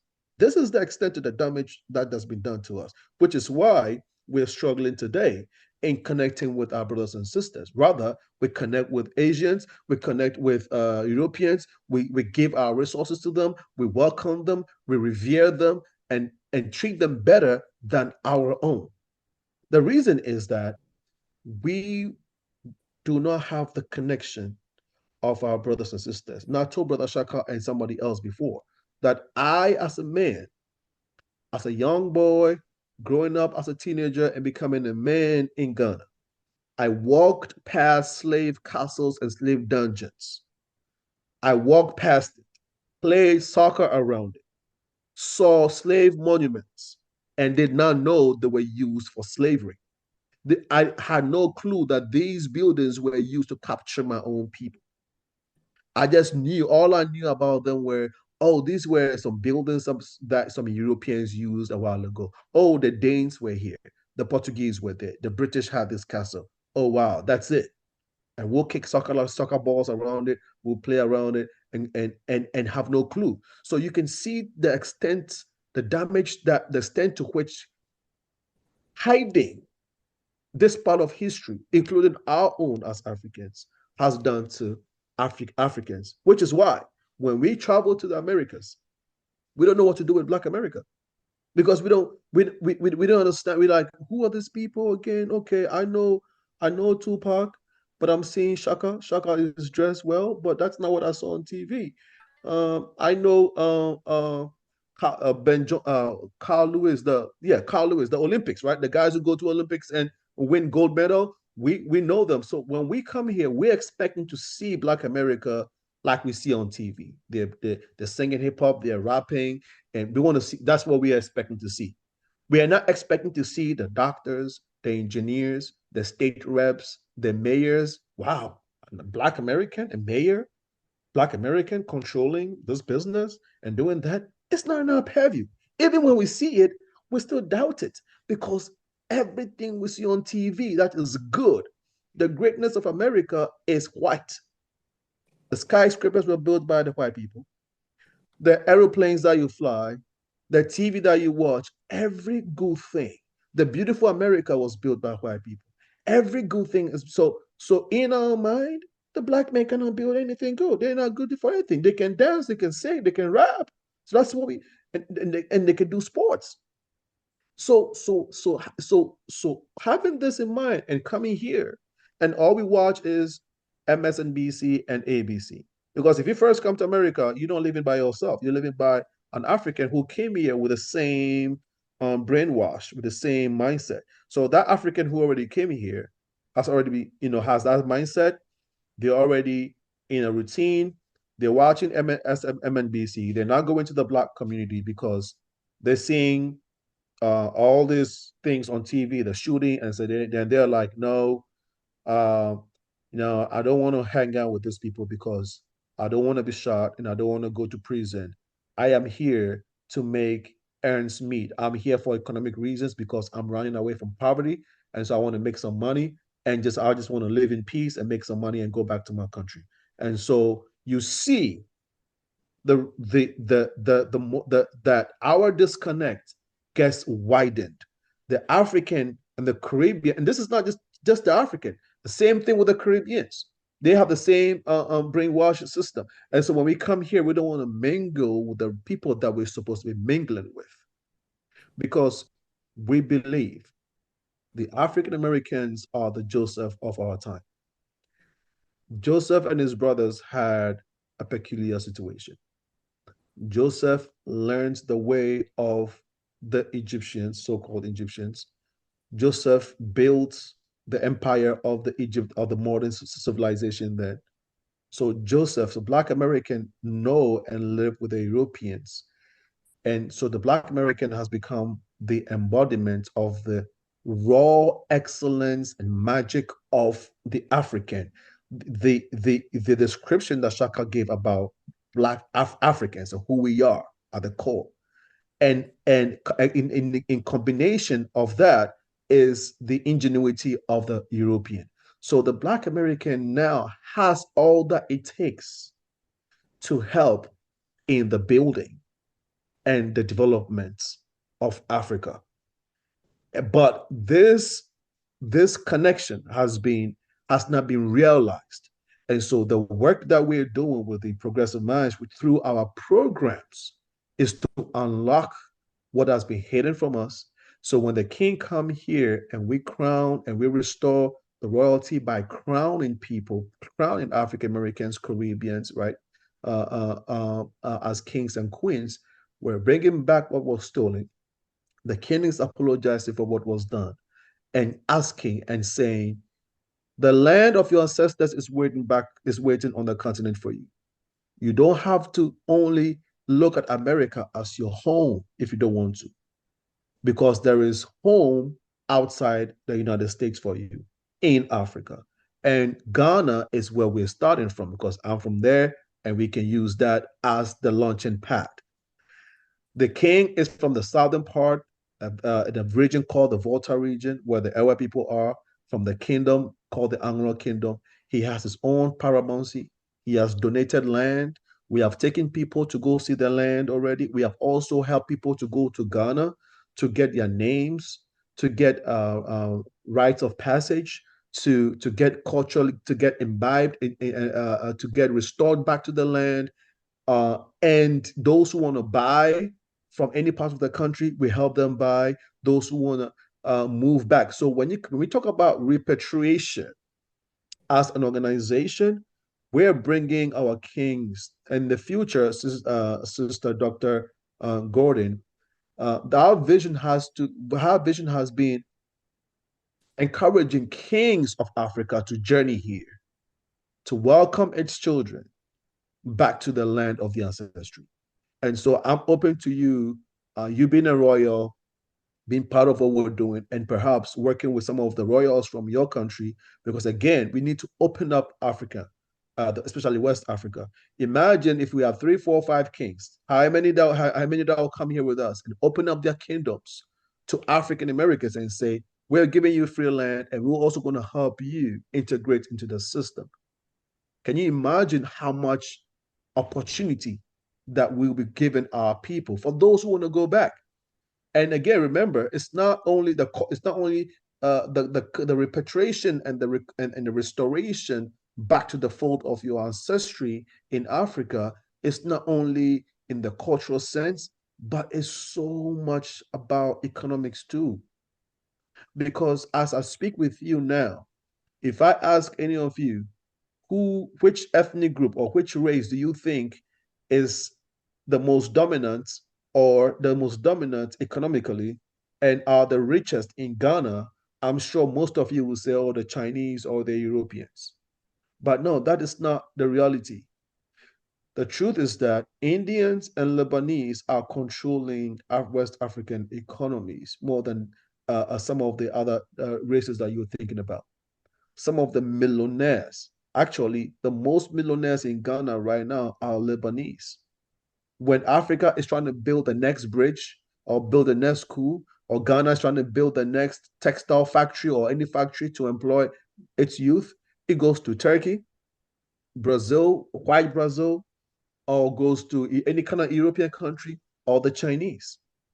Because the economy, the continent needs is growing. There are resources there, and we need development. But guess what? We don't have a partner within the Black American community because it's not there. And it was designed. It was designed to be that way. So we now need to build that bridge and say, Black America, you have it in you to be part of the economic renaissance. If it's land, don't worry about it. If it's the people welcoming you and accepting you, easy, because their love is there and they're waiting. If it's the cultural restoration, no problem. But are you willing to be part of the economic global competition that is going on in Africa right now? Because Africa is not going to say no to China. Why? Because they do need the financial investment. They need the financial capacity. The gold is there, the oil is there, the minerals are there. But because of the damage that has been done to us, Africans are not able to do for themselves what they're supposed to. So now our brothers, our brother Joseph, who is now the smartest guy and who has built the greatest nation on earth, he has the key. He has the wherewithal to come and help his brothers unlock what they're supposed to be doing for themselves. Nobody was going to teach the African and help the African grow mentally and culturally and politically and socially than the Black American. With the Black American come, they're going to help us do what we're supposed to do. And as we help the Black American get what they need, you are also bringing what we need so we can do what we're supposed to be doing for ourselves, other than having everybody else benefit off of us without us gaining a lot from it. So the coming together is super, super important, both culturally and economically. And on this note, I would like to say this to close out. As we speak, one of our sisters, Tawanna, are you on this line? I don't know if you're on now. If Tawanna's not, Tawanna is the. Hi, yes, I'm on. Fantastic. I'm going to close out and have Tawanna give her testimony. She is one of the people, one of the many people that we've sent to the King's Kingdom, and she can share her experience in terms of the reception and the availability of the resource, the culture back home, so that you know that this is real. And now let me end this with this so she can come in. As I speak with you today, or I think it was yesterday, we have the prime ministers from, I think, Kuwait, Austria, and there are about 9 of them. They're coming from the West, and I think Barbados and others too. They are meeting the president of Ghana right now, whose term is about to end December 7th. So we have a new president coming. The one that is coming is the one we've been working with. So we know next year is going to be even great for us, because we can have the political backing in doing what we're doing. We've already introduced the incoming president to Chicago community. We took him to Reverend Jesse Jackson, and also took him to the DuSable Museum to see African American history and to learn more about Black America, and to understand the importance of what we're doing and the political will and backing for Black America when they return home. So that is another conversation. But the point I was trying to make earlier is that these diplomats and head of these other nations are meeting leaders of Ghana as we speak, including Germany has been there, Singapore, Japan. Why? Because they are paving the way for their people to come in and be part of the economic renaissance. Ask me if there has been any African American diplomats that is going as a representation for Black America. I haven't seen it yet. It's not happening. So we want to use our leverage and our relationship with the incoming government to advocate for Black America. Now, we are also calling of leaders, whether it's congressmen or senators, to be part of this conversation, so that when we go to Ghana and we want to meet with the presidents and to pave the way for our people, it's easier for us. Because again, other nations are sending their prime ministers and their presidents to meet leaders of Africa. It's a global competition now. We have to be part of it. So this is what we're doing with Ghana, and we hope to do more of it with your help. And we know that it's going to be greater from next year. Sister Tawanna, and I'll end here. Thank you so much for your time. And I think if we have more time, we can take some questions. But Sister Tawanna, can you please briefly tell us some of the things you experienced in Ghana, in the Volta region, specifically with this king that we're working with, when it comes to the receptiveness and what is there for Black America? Sure. So greetings, everyone. Yes, we have just returned a couple days ago from Ghana. We had a few stops, in the capital Accra and Cape Coast, but our final week we stayed in the Volta region. And yes, everyone, it felt like we were a part of the family. Joshua Tamaklo, he was very helpful. He met us even, taxiing from Accra to Qatar. We got in late that night, and he met us at the junction to make sure he took us to the hotel and everything. He made sure everything was taken care of. The very next day we went to the festival, the annual festival. I don't want to mispronounce it, so you can help me with that one. I don't want to mispronounce the name of the festival. So is the big festival is Hobochocho, which is celebrated by the Anglo Kingdom, which is a huge one. And then there is another festival, which is the following day, following that is celebrated for the king, Togwin Yaho Tamaklo, the king we've been working with, the one who has been coming here to crown African Americans or crown the diaspora as kings and queens. So that second day festival is celebrated in his honor, but he has dedicated that day for the diaspora, and there's a lot to come with that. That is a day that that festival is going to be dedicated even more so next year for the returning home of the African diaspora folks. But please go ahead, Tawanna. It's called Hogbat. Is that the first one is called Hogbachocho, and then the second festival I just spoke about is called Trochoyoye. Trochoyoye is a new day. Trochoyoye is a new day. Go ahead, Tawanna. Okay, yes. So the first festival, it was an amazing experience. I recorded some of it as well, but it was, nice to live in the moments. And I've heard, historical accounts about the festival and how the Arab people celebrate their migration to that current land, during that festival. And I was born and raised in the Bahamas. We live in Atlanta. We've been living in Atlanta for the past 7 years. So going to that region, sorry for the background noise as I am currently in transit on the road. Sorry about that. But yes, so just going to that area reminded me so much of the islands in the Bahamas where I was born and raised. So it really did feel like I was at home. And even seeing some of the traditional attire, I noticed was also in the Bahamas. For instance, the crocus sack. They had a demonstration outside of the festival for, like stop the mining and stuff like that, for better water quality. And seeing that, I was like, we have a festival in the Bahamas called Junkanoo. And just looking at that festival, I can see where we got that from. You can see it was the same people, who were just taken out of that land. Because so many of the drums and the attire, I felt like I was home.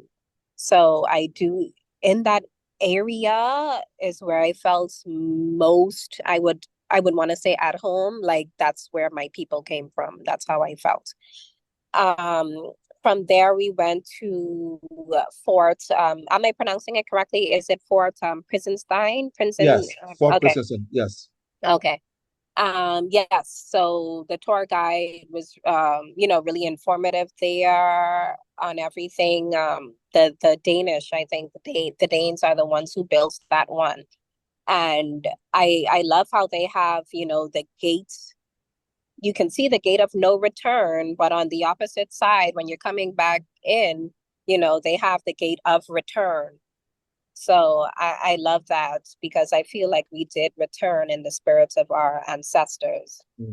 Some of our ancestors left and never came back, but now we get the chance to return.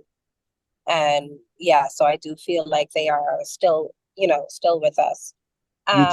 You talked about how you felt like the culture was similar to the Hebrew culture and the firstborn child thing. Oh, yes. So the next day, so the redemption of the firstborn was the other day. So I'll go in order. So the next day was the naming ceremony, and that was a beautiful experience. I felt like I was getting married again or something because how the ladies were dressing me. I'm like, oh my goodness. So, they dressed us we were treated like royalty. They put a little, makeup on your on your face. Sister Tawanna, Yes. Yeah, we're going to have to move forward. Certainly look forward to creating an opportunity where we can all be involved in the work that Brother Sena is doing, because I think this is very important. And I think that you both have done a lot, said a lot, that reassures us that Africa is receptive to the African diaspora repatriating. But Just in terms of fairness, would you go ahead and wrap up, please? Sure, no problem. So yes, in terms of the reception there, yes, they treat you like family several times, not and in the Volta region and other areas. We've heard welcome home, it's so good to see you, etc. So yes, the receptiveness is terrific. They are very welcoming, of us from the diaspora. Thank you very much. Brothers and sisters, let's give Brother Sena and Sister Tawanna a hand for that wonderful presentation on the subject of repatriation and how they, really made us feel assured that Africa is ready for that return. Again, thank you, Brother Sena and Sister Tawanna. Yes, yes. Thank you very much. Thank you. Here's what we will have to do based on an effort on the part of Africans in the diaspora to prepare to repatriate. One is that we're going to have to study Africa and its history. We're going to have to teach our children and our neighbors about Africa. We're going to have to continue or to start for some wearing African clothing and jewelry. We're going to have to listen to African music, sing African songs, and play African instruments. We're going to hang African flags alongside the red, black, and green, and African art in our homes, adopt African names, and trace our DNA back to Africa. We're going to love an African nation, if not several, befriend, play with, respect, love, and marry African people. We're going to have to think about Africa's needs first, work for African unity, work for African diaspora unity, travel to Africa at least once. Sena's having helping organizing a trip this December, but next year, with those who haven't went to Africa, let's start getting ready. We're going to have to go through an African rites of passage, purchase land to build homes in Africa, raise our children in Africa with at least regular trips during the summer or winter to Africa. Retire in Africa. The last years ought to be spent at home. Have weddings, but let's have an African wedding and have African ceremonies. That's my response to what Sena has said, Brother John, in terms of what I think we need to do to get ready to participate in them welcoming us there and us wanting to repatriate. You want to respond to Brother Sena as well, Brother John? I don't think there's anything I can say in a brief time to respond, but in regards to, as you were saying, a reminder that we should be constantly in a preparation mode. Are we preparing to return to the motherland, or are we preparing ourselves to remain in this land for another 50, 100 years? So I think that's, as a president, as leaders of the UNIA, I think those are the questions that we need to bring back to our divisions. And as I always say, begin to put some meat on the bones of these programs. What are some things that we need to be studying? Infrastructure, healthcare, the spread of disease, the agriculture. All of these skills are things that I don't think we should wait until we get to the continent to learn to develop. These are things that we can begin to develop here now. So that's my takeaway. Thank you, Brother John Hargrove, President 421. just in terms of due diligence, I think we have a high executive officer that's entered the room. Just wanted to say hello to the family that's here, Brother Oster. Good Ladies first, brothers and sisters. Ladies first. Thanks you First. for thanks for acknowledging me. I'm just here to learn like everybody else. And I appreciate you, Brother Shaka, for everything you do, and you, President John, for everything you do for our minority race. Oh, Submitted. thank you. Thank you. Brother John, now, Brother Oster is a high executive officer. What is his title? To my knowledge, Brother Oster, still holds two positions. Brother Oster, correct me if I'm wrong. As of August, duly elected third assistant president general of the Universal Negro Improvement Association, and also serves as Minister of Education. Is that correct, my brother? That's correct. Bear with me 1 second. That's correct. Outgoing Minister of Education, to be correct. Thank you. Okay. He's serving in two positions that I once held at that level. Thank you for joining us, my brother. Brother John,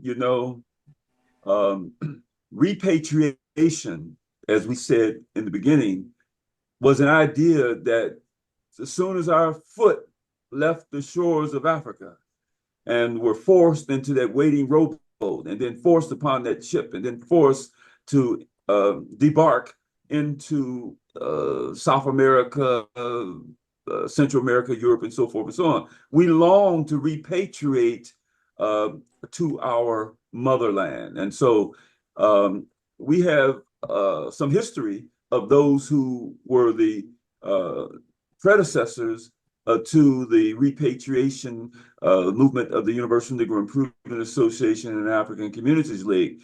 Let's go over some of those names. And as we've done in the past, we sometimes acknowledge our ancestors not by being able to go through their entire history from birth to death, or to be able to know all the ins and outs of what they did, but we honor them because we know that they did break the ground in terms of starting and encouraging repatriation to our motherland, and in fact, going there. So let's take a look at some of the names that we have here. Is Brother Art there?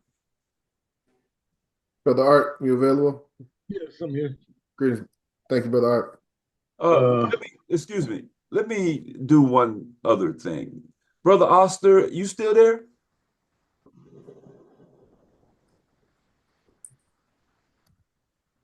Brother Oster?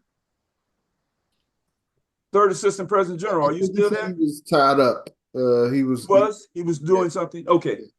All right. Brother Art, please. Okay. Could you read that for us, please? Paul Coffey, born 1759, a Quaker, took 38 Africans to Sierra Leone, died September 7th, 1817, Sierra Leone. John Rushmore, born in Jamaica, went to Liberia, 1829, co-editor of the Freedom Journal's first Black paper in 1827. First in the United States to get a college degree, 1825. Died, 1851.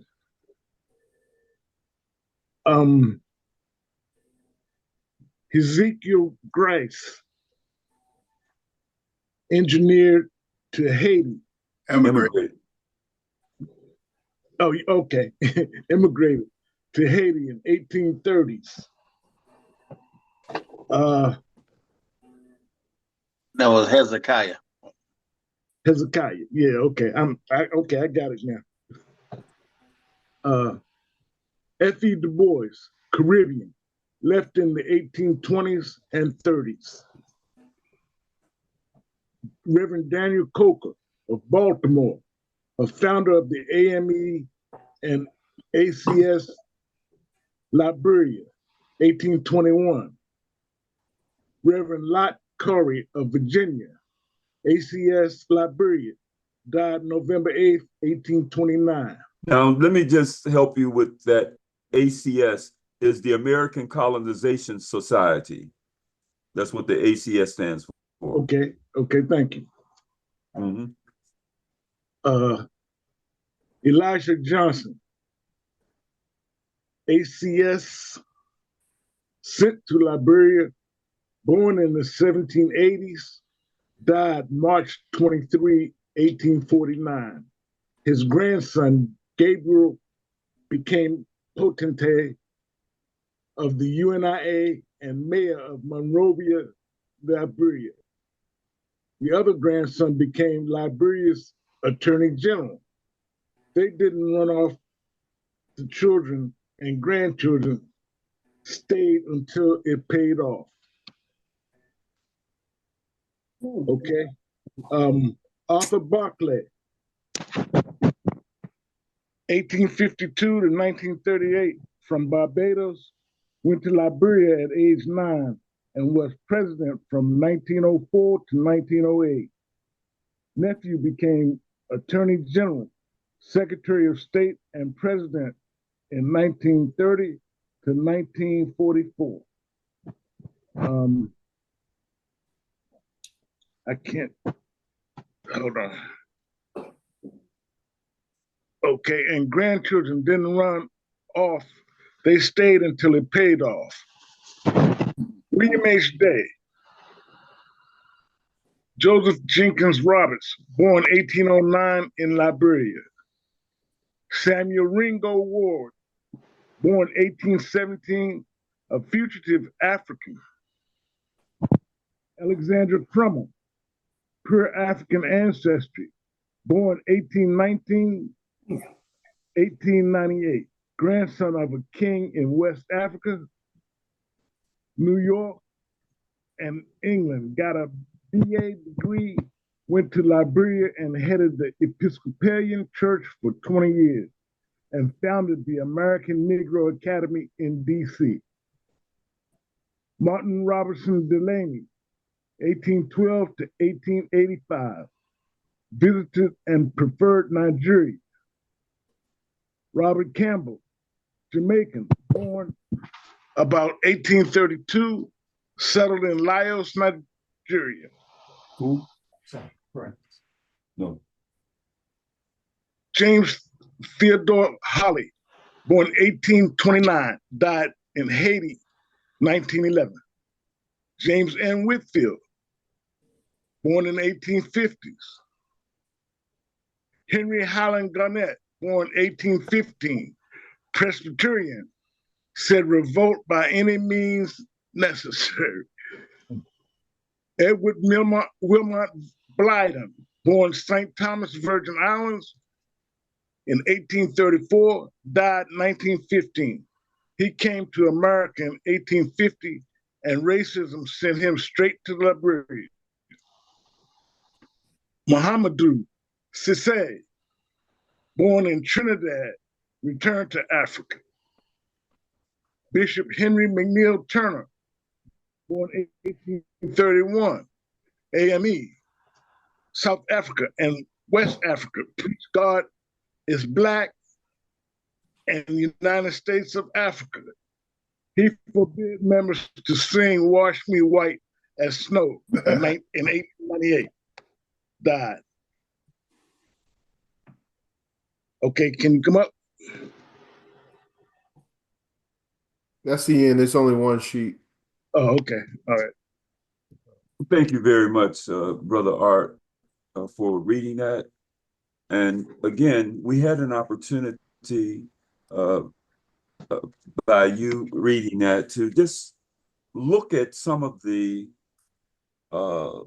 predecessors to the Honorable Marcus Mosiah Garvey.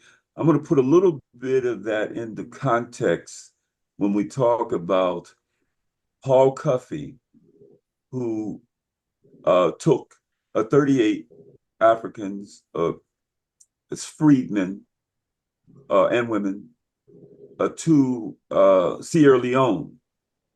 And when he came back to the United States, he was met by a man who was one of the founders of the American Colonization Society, Reverend Robert Finney. He approached our brother Coffey and asked him, what did he think was the best place in Africa for the repatriation of those Africans who were both freedmen and women in the United States, but who were also on those ships that the United States government was turning away. After 1807, they refused to allow ships to land on the shores of the United States, and they would turn those Africans that they had on those ships over to the American Colonization Society. So it wasn't just Africans from the United States that went to Africa, that volunteered to go under the leadership of the American Colonization Society. In fact, they promoted the idea that as many Africans that could ought to leave America, leave these hellish conditions, and return to our motherland. And so by 1822, the effort by the American Colonization Society really took on speed, and thousands began to leave and go to Liberia. Well, from 1822 to 1847, 25 years, within 25 years, Liberia became an independent nation in just 25 years. And so unfortunately, that was still a time in which the capture of Africans and the sale of Africans to Europeans was still going on. So the African who went under the American Colonization Society had to defend themselves against those Africans who wanted to destroy their forts, destroy their homes, and sell them, capture them and sell them to the Europeans. But because they had went to Liberia under the American Colonization Society that had money and other resources and tanks and cannons and so forth and so on, they were able to defend themselves. So the rift that existed between the indigenous Africans and the Americo-Liberians, if you will, continued on until Liberia became an independent nation. And when they became an independent nation, they didn't bring the indigenous Africans who they had been fighting for 40 years, 20 years into their government. It wasn't until we set up a school, that is the Universal Negro Improvement Association, set up a school in Liberia. And Master Sergeant Samuel Doe, an indigenous African, attended our institution and learned enough that he brought about a coup in Africa. So the first indigenous African president was Master Sergeant Samuel Doe. Now, a lot of problems come along with being the president and being a member of a tribe. As Brother Sena had said earlier, he was with the Iwa. Well, Doe's tribe was really backwards, and there's always a fight for control of the politics in a government, because when Africa, for the most part, doesn't have a dole system, they don't have welfare. So if your political party doesn't seize power, then you out. You out of doors as a way of expressing it. And so there's always a vicious fight. In every country on the continent, there's usually that vicious fight because the resources aren't there to take care of those who lose. That's why at some point, the African in the diaspora has got to make sure that they bring the kind of resources when they repatriate to the motherland so that they can make sure that everybody is taken care of. Everybody gets an education. So those are the predecessors to the Honorable Marcus Mosiah Garvey. Now, we have spent a lot of time, thank you, Brother John, for helping us to spend a lot of time talking about the life and the works of the Honorable Marcus Garvey and the Universal Negro Improvement Association and African Communities League. So members of the UNIA, you know about the slogan, Africa for the Africans, those at home and those abroad. In practical terms, that means that Africa is our home and that those who live in the diaspora are living outside of the home, but the home belongs to the African who's living there and the African in the diaspora. We must never succumb to an argument that says that it's not our home. We could never succumb to a disagreement with our brothers and sisters on the continent as if because we are living outside of Africa, that somehow those years and years and hundreds of years of being outside of Africa now means that we're no longer Africans. So the UNIA says Africa for the Africans. It's not saying Africa for the Negroes or Africa for the Afros or Africa for the colored people or Africa. It is Africa for the Africans, those at home and those abroad. So those at home are Africans and those abroad are Africans. So the Honorable Marcus Garvey got us to, first of all, build a newspaper, the Negro World, so we could get the message out. We could explain exactly what the principles of the Universal Negro Improvement Association are and were. And we could do it in several languages, English, Spanish, and French, which means that if you're colonized by the French, you could read the Negro World newspaper published by the UNIA. If you were colonized by the Spanish, you could also read the paper. And if you couldn't read, there would be somebody who could commit it to memory and then take that message that the Honorable Marcus Garvey put in every edition of the Negro World into the bush and repeat it from memory, exactly what the Honorable Marcus Garvey had written. Then, of course, the economic life of our people is very important. We talked about the history of economics in the Universal Negro Improvement Association. So that was, first of all, the right arm of the UNIA, which is the African Communities League. And we had a list of the different businesses that the African Communities League was promoting and encouraging and establishing. And so that meant that we were doing literally almost everything in the area of business. And we established also, as you know, the Negro Factories Corporation. And we know what factories do. In factories, you manufacture. In factories, you lay out the strategies for putting the products in the hands of your people. So the objective was to make sure that we could connect with our brothers and sisters. You always tell me that. You don't give me no warning. You gonna send me something? iPad, you all right? I took care of that. Please keep your line with it, brothers and sisters. Okay, and I'll wrap up. The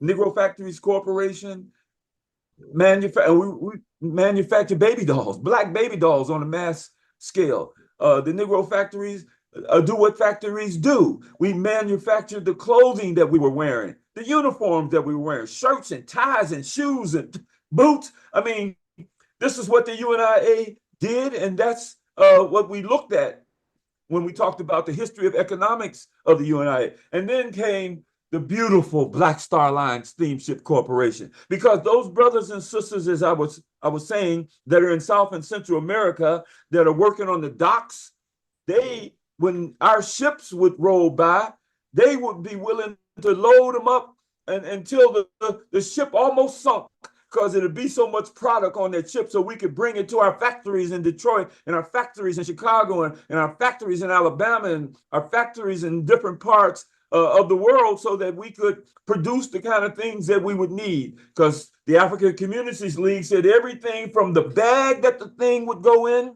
if it went in a glass container, if it went in a plastic container, we manufactured those as well. And then, of course, the Black Star Line was a part of the mechanism by which we would repatriate to the motherland. I mean, because not only did a lot of goods travel from one part of the world to the next on ships, people travel from one part of the world to the next. And so our Black Star Line Steamship Corporation would figure prominently in a repatriation effort. Now, Brother John and I, you see him putting up a picture of the Black Star Line. It's kind of small. I mean, it's an ad. It's kind of small, so I wouldn't trouble Brother Art or anyone else to try to read that. But what I want to do is say something about the Black Star Line. It was founded by the Universal Negro Improvement Association and African Communities League to make the Negro a commercial and industrial factor in the United States and in every country. It was for trade and travel. Marcus Garvey had sailed on many ships himself during his travels to a dozen countries. He was also aware that the United States Shipping Board had commandeered millions of tons of American ships when they declared war on Germany in 1917. After the war, those ships were for repatriating soldiers and for food relief, which this demand drove the price of ships up. Both the United States and Britain had a head start in the shipping business because they had, for over 3 centuries, used slavers in the slave trade. James Watt, 1736 to 1819, from Scotland, is considered the inventor of the steam engine in 1769. Here you have one of our ships, the SS Shadyside, renamed the Phyllis Wheatley. This ship was used in excursions up and down the Hudson River. You could put 500 people, you could seat 500 people plus a band, and it would go up and down the Hudson River 3 times a week. And the Black Star Line band played on that ship. So in short, the UNIA membership decided that we must have ships. And so in 1919, the Black Star Line Steamship Corporation was launched. Now, they had to sell stock in the Black Star Line, and they called on the membership to buy stock. And what did the membership do? They bought stock. 35,000 members of the Universal Negro Improvement Association bought stock in the Black Star Line, which allowed us not only to get the first ship, but then to get another ship, and then to get another ship. And the objective was every 3 months, Yama Marcus Garvey wrote, every 3 months, we should have another ship. Brothers and sisters, do you know how many ships we would have today if we had been allowed to be in the business of shipping and be treated fairly, be treated like everybody else, like the White Star Line was treated, like the Red Star Line was treated, like the Green Star Line was treated. But they didn't treat us that way. They came against us. One, they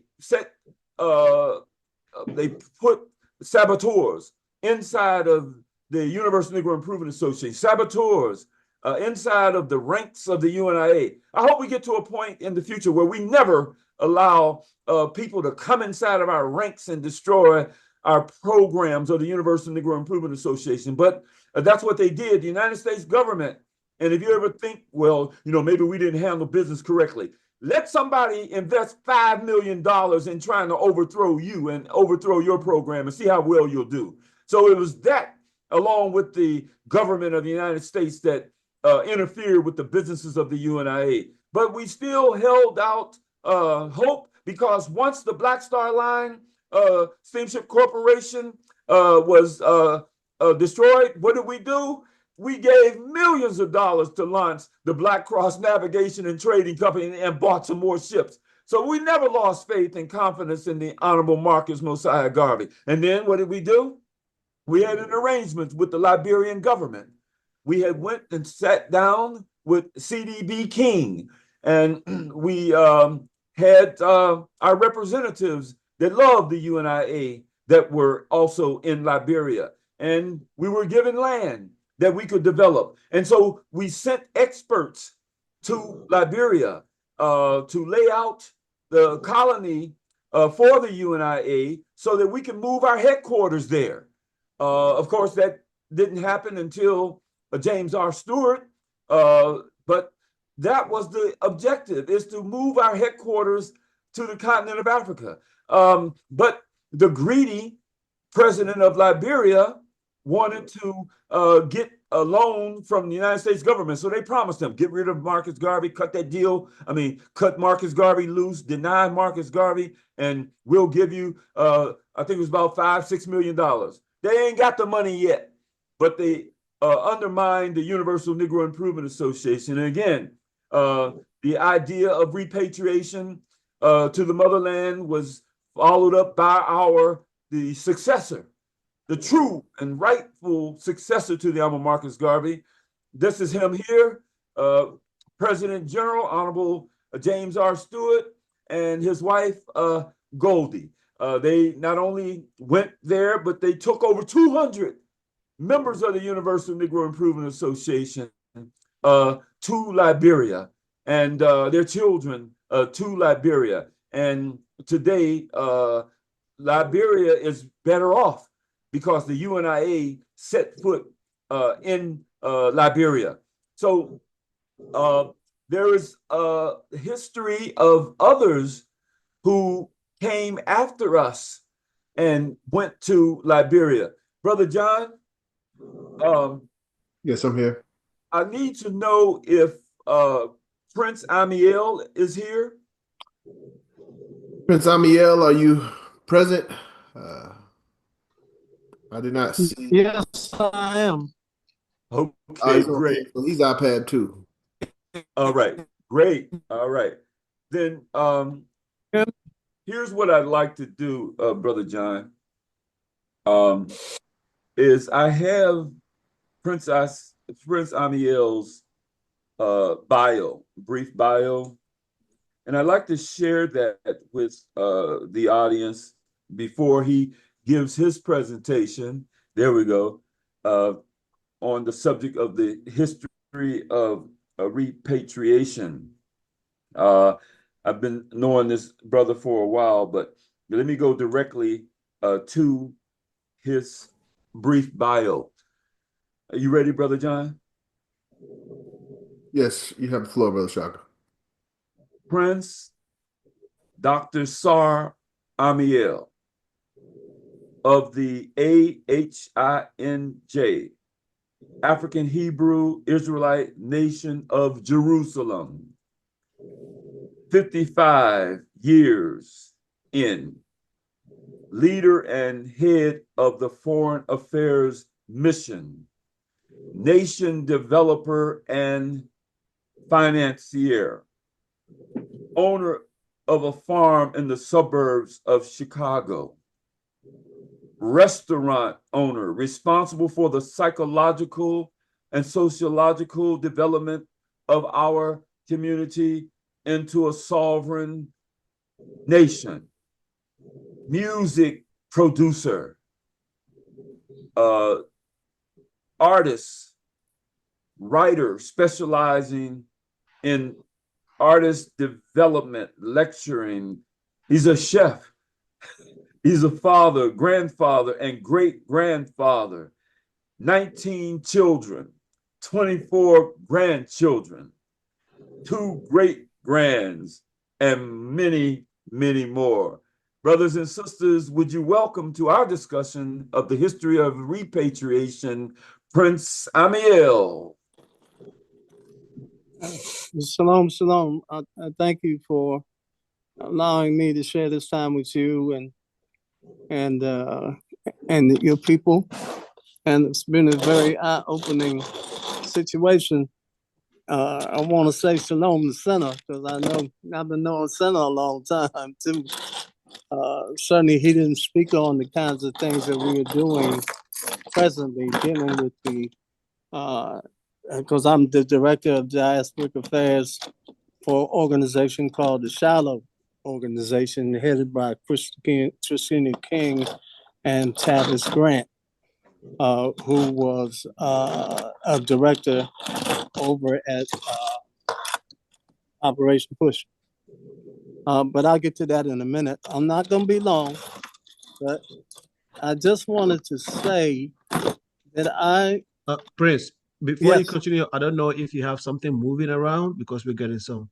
Can you hear it now? No, we don't hear it anymore. Okay. And one other thing, how make sure I want to spell your name correctly. Yes, it's Sar is a title, SAR, and then after that is AMIEL, Ami-El, which is my name.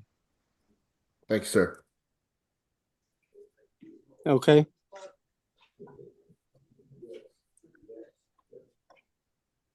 I can continue? Yes, you continue. You have the floor, my brother. Okay, so I'm going to start with a story, which I told Shaka that I was going to make sure I told this story whenever I had an opportunity. And I've had a lot of opportunities, so I've been telling this story that when we left here in the 60s, we didn't go straight into Israel. We went into Liberia. So as Shaka was talking about the history of Liberia, we were there during that time. The interesting thing is that we went to Liberia and spent 2.5 years to purge ourselves of enough abnormal behavior as possible so that when we got into Israel, where we knew we were going to be in a protracted conflict, that we didn't sabotage ourselves. And that's why we were in Liberia.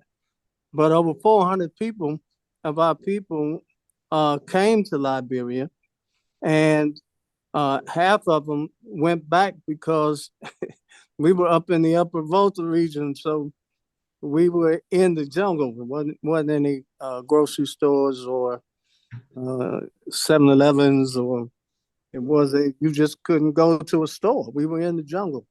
And so we experienced the mamba snakes, the driver ants, grow to be something like 3 inches long. We had to fend for ourselves. And what happened was we had bought these Sears Roebuck tents and bought them because we knew we were going to live outdoors, and that was going to be our housing. But after 3 months of rain, the rain tore up the tents. And so what happened was we ran into the community that Shaka was talking about, and had it not been for the Garveyites, we may not have made it through the trek in Liberia, because they showed us how to eat from the land. They showed us the reality of governing ourselves from a health perspective and all of that in the bush of Liberia. So a lot of our people, they caught what's that thing that you catch when what's the dysentery? No, not dysentery. Malaria. Thank you. Yeah, malaria. So if it had not been for the Garveyites, and I said that I would tell the story, that we might not have made it into Israel. You won't hear a lot of people talking about that, but for me, my thing has always been that everybody should get their props. As a matter of fact, the 400 people who came out of America at that time were basically from Detroit, Chicago, LA, DC, Atlanta. And I venture to say that based upon the 7 degrees of separation, that somebody in your family took part in the whole development. And I talk about that in my book, that everybody has to get their props. It wasn't just the Hebrew movement. We had all kinds of people in the nation. We had Africans, we had people from the Isles of the Sea, the Caribbean. We had some Spanish people. Of course, we had African Americans, but it was a mixture of people. It was a hodgepodge of people who felt the need to join the situation because we were actually leaving America. Having said that, I want to say that the whole concept of leaving America was the fact that we understood, first of all, that we had to leave the plantation. And a lot of people may not understand what that means, but if America was the plantation, it wasn't just little separate plantations that belonged to people, but America was a plantation. And so we decided that we were going to leave. Later on, some of the the authorities, FBI and the like, they said that they had never encountered such intelligent people and Black people before. We told them it had nothing to do with intelligence. We said, but we were pissed off and we weren't going to take no more. It was time to go. And our impetus for going was to prove that we could govern ourselves. So from Liberia going into Israel, and that we could parlay all our activity in not just expanding the community, but to be able to parlay all of that activity into sovereignty, into governing ourselves. So as the brother was talking about earlier, we learned to do that. We had to do everything for ourselves because the Israelis wasn't doing anything for us. You know, they saw us as just regular people, Black people trying to get into Israel and all of that. But those who were astute enough to understand the importance of our coming into Israel is the fact that Israel showed up on the map in 1948, and that was our namesake.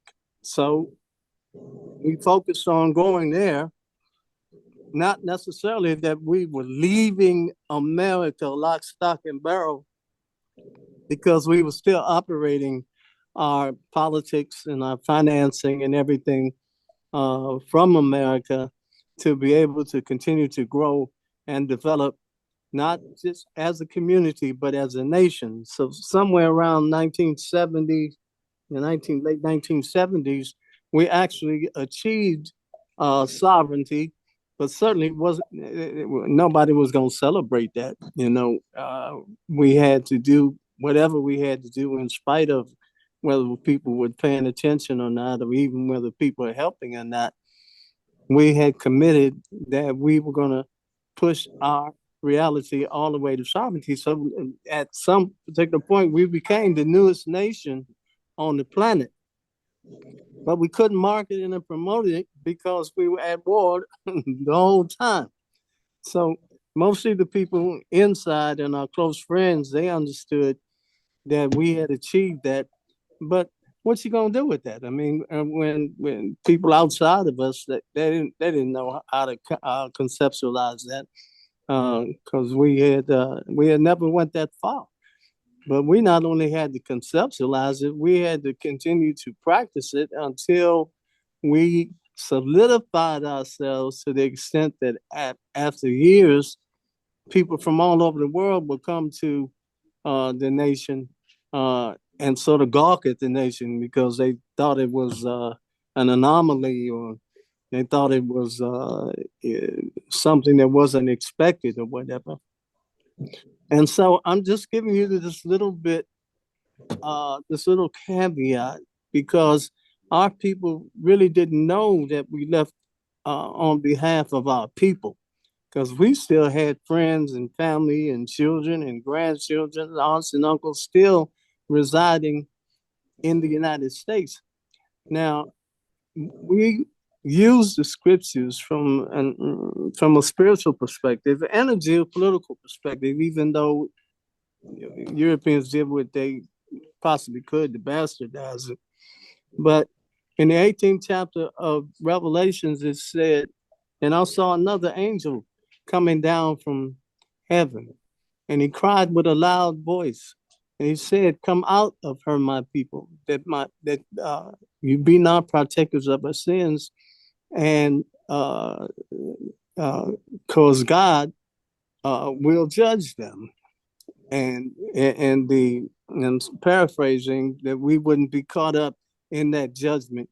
Well, what happened is all our people in America were caught up in that judgment because a lot of people wasn't thinking about leaving.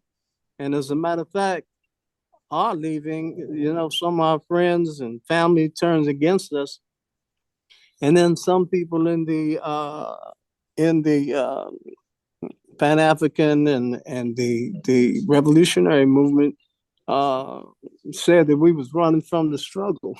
So I'm like, okay, some of us have a history that goes back, because Africa, even though there was no name Africa at a particular point in time, but when Dr. King, before he died, he said, "I may not get there with you, but we will get to the promised land." And the promised land was really 24 nations from the Nile to the Euphrates. You're talking about the northern border, which is considered Iran, Iraq, and all of that. This particular going down into Saudi Arabia, going all the way to the west coast of Africa.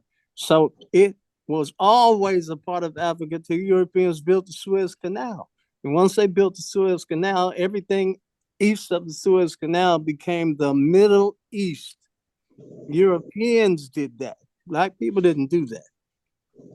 And so, having said that, I come from a different reality with a completely different experience. The thing is that we have a lot of people. We have millions of people who can go back in history and articulate what happened back then. But we don't have an army of people going forward, or even in the present, really understanding the nature of our situation. I understand, the quagmire that our people are in during this last election, because they got all caught up in the Eurocentric idea of politics, and they got up the next morning after the election, and there was a lot of despondency and a lot of hurt and a lot of pain, because our people were so caught up in the celebration of the thing. They thought that the celebration was the politic, but the celebration was always pushed, but not the reality of the need for our people to be free and be able to govern themselves and govern ourselves the way we want to govern ourselves. The interesting thing about Europeans is when you talk to them, they'll talk about manifest destiny. Now, if you go to the dictionary, you'll get a definition of manifest destiny, but I want to give you the real definition. Manifest destiny to Europeans simply means because I said so. And then they got armies and they got security services and all of that that can keep that upheld in the population. So at a particular point in time, we looked the Europeans in the face and we said, well, if you're all saying because you said so, we're saying because we said so. So if you ask me anything, or don't ask me anything, because the only answer you're going to get is because I said so. Because that reality is not backed by some moral underpinning It isn't even backed by God, because that concept of God is certainly different than the African American concept of God, Christianity, and all the different religions that we practice in this country. We have a different idea of God, and most often our God concepts are based upon morality and goodness and the graciousness of God, and God being in control and God ordering our steps and all of that. That is not what they think. They don't even care. And if you remember, when you go back to the Godfather, in the Godfather, which gave people the impression that these Italians and all of them were moral or something. They would go to church, they would baptize their children, and at the same time, they were killing their enemies. Yeah, at the same time, they were killing their enemies and blood. They were just bloodthirsty, just criminals, as profound as criminals can be, like they are today. And I go back to the fact that we have millions of people who can go back in history and articulate history, but where are those millions of people when it comes to now and it comes to the future? And when we talk about we love our children and all of that, man, look, it's 460 years. I mean, look, it's time for this to be over. The only thing we did was represent our people to the extent to show that we can do this, that there's life without Europeans. As a matter of fact, even though we're still dealing with the CIA, FBI, COINTELPRO, and all of that, the way we look at them is like, hey, if my shoe is untied, I just need to bend down and tie my shoe. Because we're not trying to rebuild their world.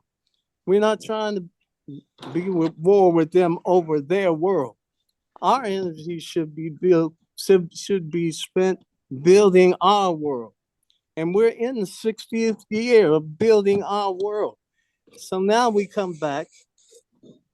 A sister came to me about 7, 8 years ago, and she said, Prince, all of that work that y'all did in Israel and in Africa and the islands and all of that, said, well, and then y'all built a nation in Israel, but the nation was really worldwide. It wasn't weren't a lot of people who could understand that conceptualization. But she said, "Well, what about us here, who can't go anywhere or don't want to go anywhere?" I said, "Well, you're making a good point, but so my situation is, I'm just going to show you how to do it." So what I spent my time doing was evolving us over the years to be more inclusive and more open to just good people, and creating relationships that, as Sena spoke about, we had so many relationships with African nations. We had like 7 African nations that wanted Africans to repatriate. Matter of fact, I give you a specific story. I don't know if you all remember Mugabe from Zimbabwe, but Mugabe at one point had told us that he wanted us to return home. So we asked him, well, how many? He said, we'll start counting it. We'll stop counting it at 40 million. So he was saying, you can bring as many as you want. And he said, if you bring the people, they'll have dual citizenship right away, and they can be on any part of the land they want, and anything that's under the land can belong to them. After that utterance was made, if you remember, the young people in Zimbabwe deposed him, and he was trying to get his wife to take his place or whatever, but they didn't want her either. So the young people stopped all of that. Now, I haven't had anybody from Zimbabwe explain that reality, but we had to really sort of suffer that to be, because there were other African nations who suggested that we come home and that we could have dual citizenship and keep our American passports. So one of the things that is important in conceptualizing what I'm saying is the fact that we say we as a people, but we really haven't gotten to that point, because with the amount of psychological programs, including the Willie Lynch concept and the syndrome that they used for Patty Hearst to get her off the Panther case.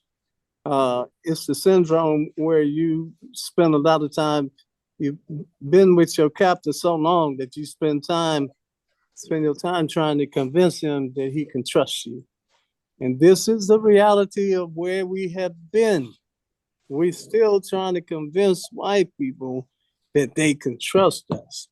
Now, after the sister said that to me, I told her, I said, well, I'm going to show you that what we did can be done anywhere in the world. And I began to evolve the idea of going from nationhood, because when I did the intensive study, the problem with nationhood is that you are still under the prevailing civilization or empire. And we are still under the Eurocentric construct hegemony, and we're still under their empire, or we were still under their empire. And this is what we're dealing with, because we let ourselves be educated by them, which meant that they had absolute control over us. So based on the psychological reality, if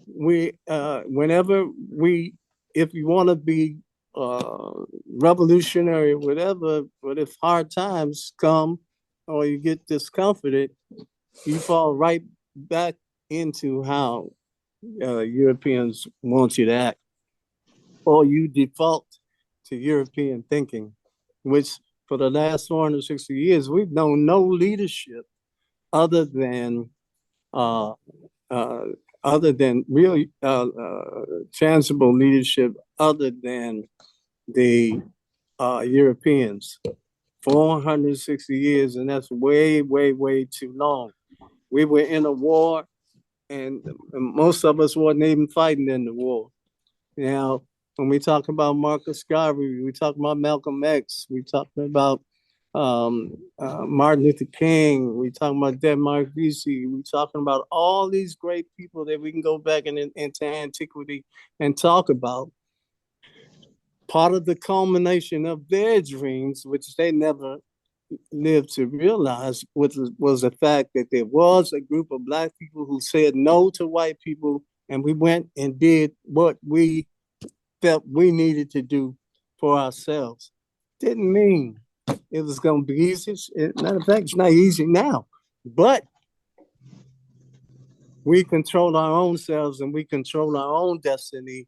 And we've been in Israel and all over Africa and the islands of the sea.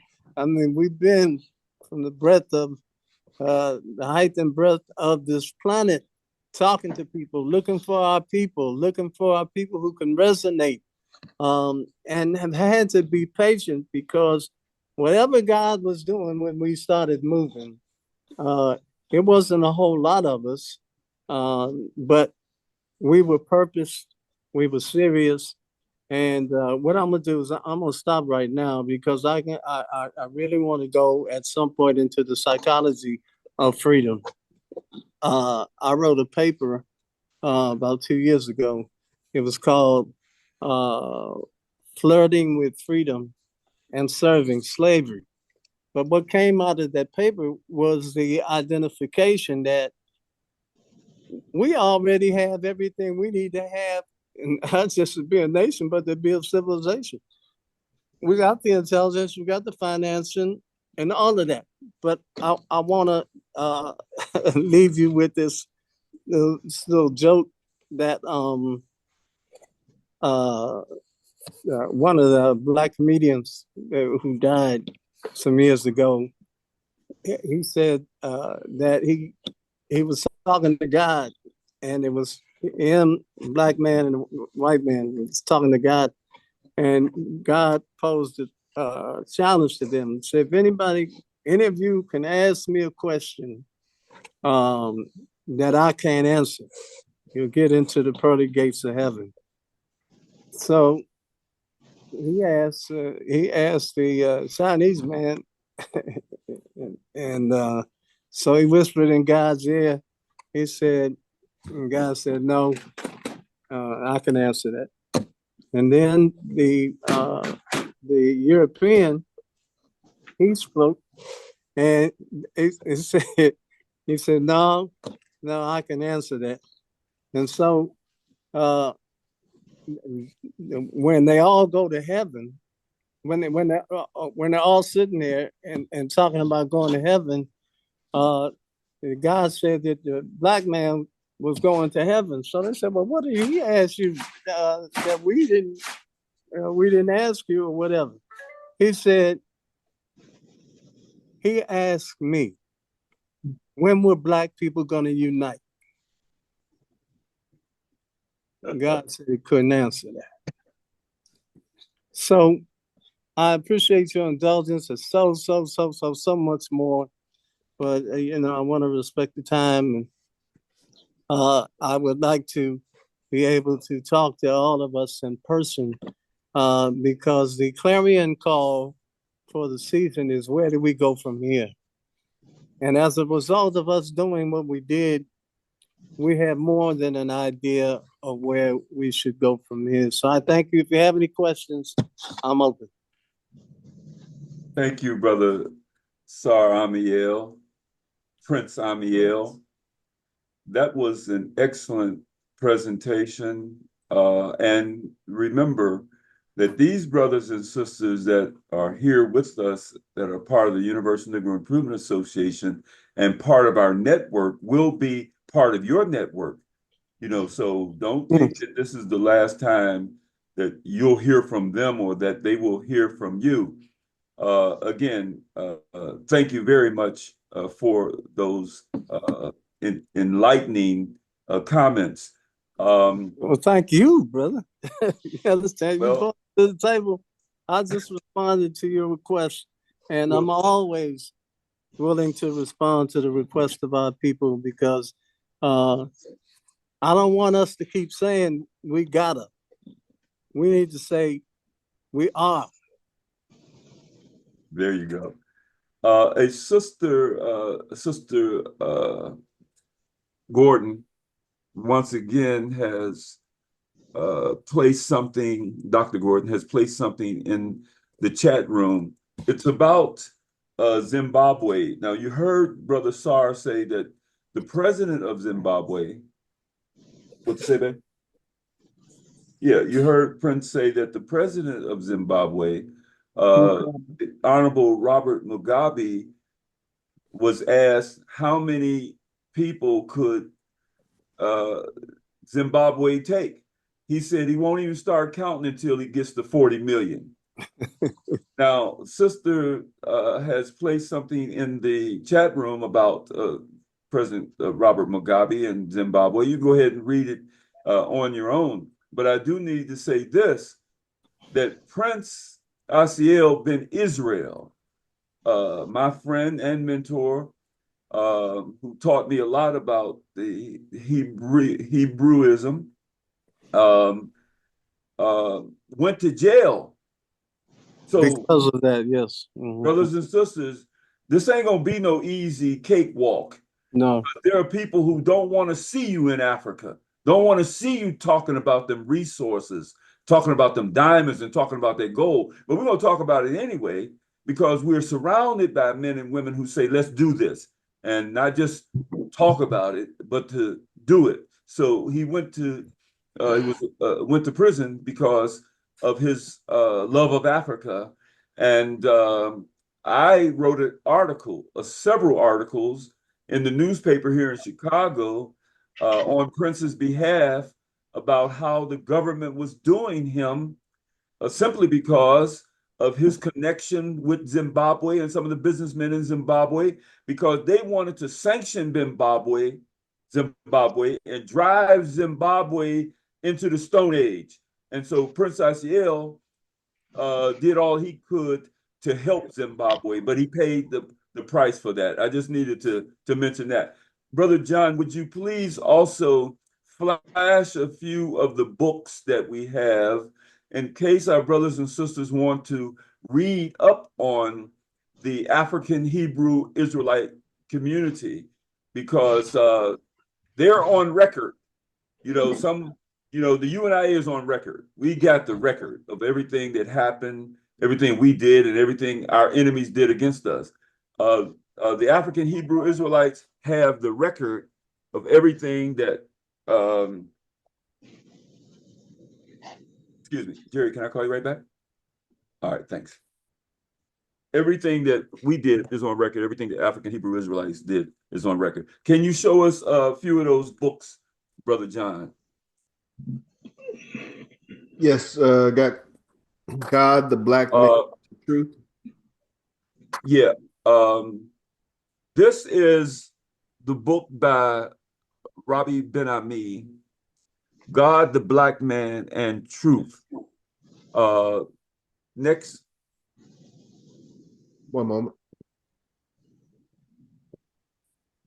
Now, I don't know how easy it is to get these books nowadays, but Sar would know, our prince would know.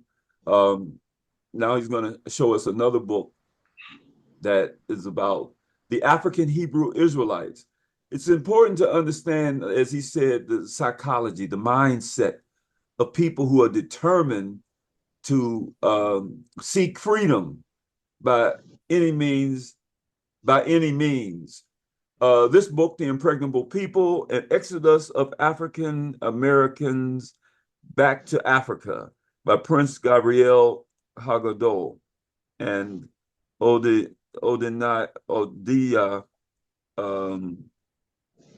Be Israel. Another excellent book, because sometimes it's the information is not readily available, because the regular media is not going to tell you about the African Hebrew Israelites community.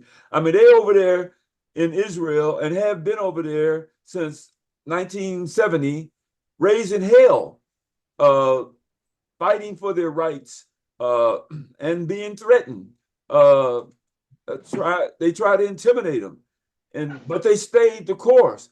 And not only that, while in Liberia and while in Israel, they produce a vegan diet.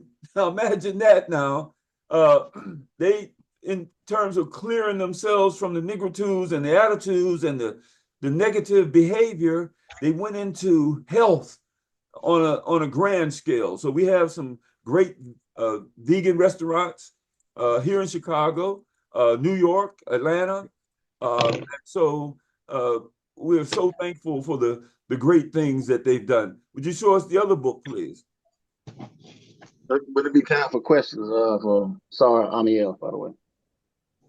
We may have to hold them just to a little later, because we still have another guest that's coming on right after him. Maybe let me get this other book out the way, Brother Morima. You ready, John? The African. Not that one. Oh, well, yes, I'll say something about this. The African presence in Mexico. The Africans ran away to Mexico, and they ran away to Canada. The Underground Railroad led in two directions: towards Mexico, which didn't have slavery, was not allowed. The second president of Mexico was black, was of African descent, and he abolished slavery right away. So we went into Canada, and we also went into Mexico as an attempt to get out of the hell that we were in the United States, were in, and probably still are in. Can you give us another book, please? Brother Shock, I'm struggling with the books. Those are the main three that I had. Okay, there's another book. Let me just pull it up. It's called, I mean, I have a half a dozen books, but this one is called, and I might be able to show it to you. Here we go. The Heritage Seekers, Black Jews in Search of Identity. It's just another book that, you know, has some information about the African Hebrew Israelites. You know, we think that it's essential that our people know about the life and works of the Honorable Marcus Mosiah Garvey, but I will go as far as to say it is essential that those of us who are pursuing repatriation to our motherland read about the history of the African Hebrew Israelites, because they paid the ultimate price. They made the ultimate sacrifice in the bush, you know, with the snakes, and he named all kind of fearsome things that exist, but they were determined. And so we benefited from that experience. Get these books if you can. Thank you again. Let me check with Brother John to see how we doing with time, bro. We tight. We got 43 minutes till the program's supposed to end. Okay. And here's what we're gonna do. Brother Sar, will you take a question or two?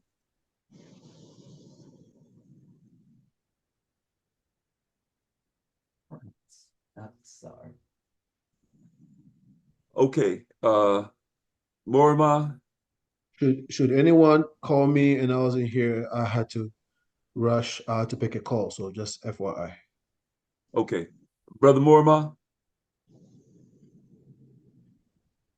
Yeah, ready for the question? No, Sar has said that he would accept a question. And so I'm just, well, Prince Ami-El. So I'm letting you know that I asked him and he didn't respond. I don't see his the iPad 2 on here anymore. He might have left. But let me do this, Brother Morima, for the benefit of those who are here. What would have been the question, and maybe we can, you know, take a look. What would have been the question you wanted to ask him? Well, I did want to greet him too, because I remember meeting him in Washington, and he told me some stories about the repatriation and the stewards, and had an interesting story about a brother with some bananas who walked past a group of them, and they didn't have 3 cents for the whole bunch of bananas amongst them. But anyway, that's another story. But I was going to ask him concerning Zimbabwe and the offer of dual citizenship and all those sorts of things, because I've noticed as I deal with the issue of repatriation in different countries and different places, it seems that in many cases the government, for whatever reason, and I think I know, of course, the reason, they love to attract money and professional skills from Africans abroad to the country, and they give them some kind of limited citizenship or permanent residency or some kind of feeling of belonging enough to attract the resources, but they don't really give them the right to vote sometimes, or the right to be a full citizen and have, you know, a certain amount of control and ownership in that particular country. And it seems like in a lot of cases there's fear that if the Americans come over in droves, they're going to bring either some Americanism, or they're going to be financed by FBI or some American, you know, multi-level corporation to come over and kind of steer the country in a different direction. So there's like a political fear that we can't give them too much citizenship, but we can give them the illusion of citizenship in order to attract them, you know, coordinate them, make them feel like they're chiefs and kings and all that, so they can bring that money over and invest in the country. But we don't really want to give them the power to actually influence anything over here. So a lot of people sometimes have a little reservation about a full repatriation. But I was wondering what he thought about that particularly. Yes. Can I respond to that real quick? Just one thing first. You know, the same thing happened in Israel. They didn't give the Hebrews, the African Hebrews, citizenship. I mean, what they obtained was in stages, but it didn't start out with full citizenship. But Brother Sena, you heard the question that he was going to ask and the comment that he's making, because he's making the comment that there's some hesitancy on the part of Africans in the diaspora because it seems as though the intention of African governments and heads of state to invite the African in the diaspora is not to receive full citizenship. And of course, we might segue that into the African Union, because the African Union has created the sixth region, the African diaspora. So then the question would also apply to the African Union. Are they serious about, or should we assume that they're serious about involving the African in the diaspora in the government of Africa as a sixth region? Brother Sena? Yes. So sixth region attests to the fact that Africans or African governments are willing and ready to accept their brothers and sisters back home. In regards to them being part of the political system, they're not even thinking about it. Same way as they're not thinking about any other, let's say, race or ethnic group coming into Africa to run the affairs of Africa politically. Because African politicians, or in Africa, you see, when you live in Africa, you don't have any expectation from outside Africa when it comes to governance or control of the social system.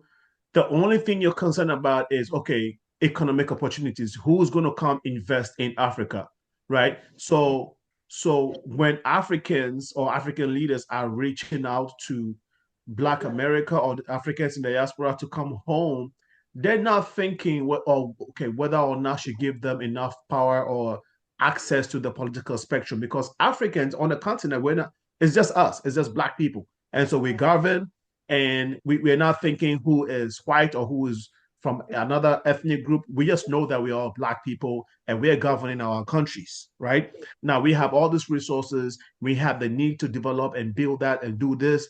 Now we need the money to build, but we don't have the capital. We have the need, but we don't have the capital. Now, how do we get capital? Okay, let's go abroad, which is not the most appropriate or the right approach, because even if we have to go abroad and seek bilateral partnership, that should be Black America, right? But right now, the way they have us set up, the way they have a mindset set up is that we automatically by default go to the Europeans or Asians for bilateral partnerships and multi-million-dollar contracts when it comes to the development needs of Africa.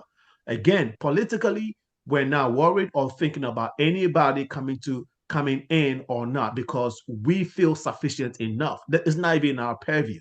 Now, when it comes to these conversations of bringing our people home, Brother Kamal, I hear what you're saying about, okay, land being given and all this maybe incentives that the way you put it sounds like, oh, Africans are trying to give us incentives just to lure us to come back and bring our money. But the thing is, here is the thing. Whether Black America goes to Africa or go home, let's say whether the African in the diaspora go back to Africa and invest or not, that gap, that capital gap and the need for capital is always going to come, regardless of the situation. So Black America has the opportunity to join the economic competition, the global competition of African resources, or stay out of it. Again, let me be clear. Africans are not trying to just make money or draw the economic benefit of their brothers in the diaspora. Because again, when it comes to that conversation, there are people that are readily coming in without being invited. And I just mentioned that earlier, the Asians, Lebanese, Indians, Europeans. Europeans don't even come in the way, don't come in as much as Indians and Lebanese. Brazilians and all these Turkey people, they're coming in without being invited. China is pouring money in and they are not even being invited. They come in and say, hey, we want to give you $1 billion. Here is what we need from you. Give us a piece of your gold.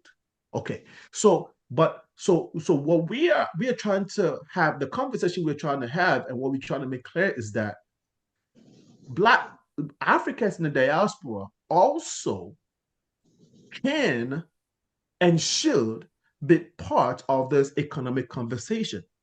In the same vein, in as much as we're looking to connect, in as much as we're looking to bring our brothers and sisters in the diaspora back to their natural home, well, yeah, to inherit their ancestral heritage back in Africa, we also want to encourage them to be part of this economic renaissance.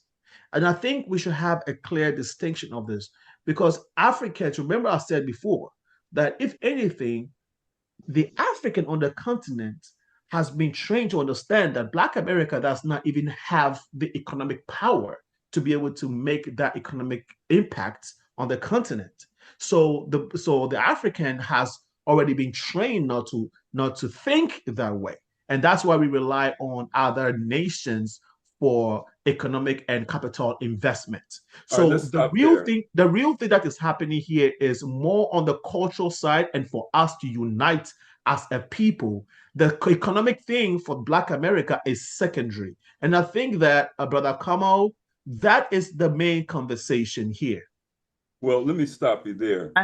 The only thing I could say about that, Brother Morima, in terms of what I've learned from the African Union, as opposed to any individual country, which I don't have a relationship with, but the African Union has a project that they want to consummate by the year 2063.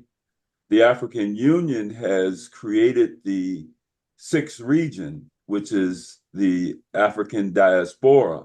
Now, they say that the purpose is for the African diaspora to help in Africa's development alongside of the other North, South, East, West, and Central African regions and commissions.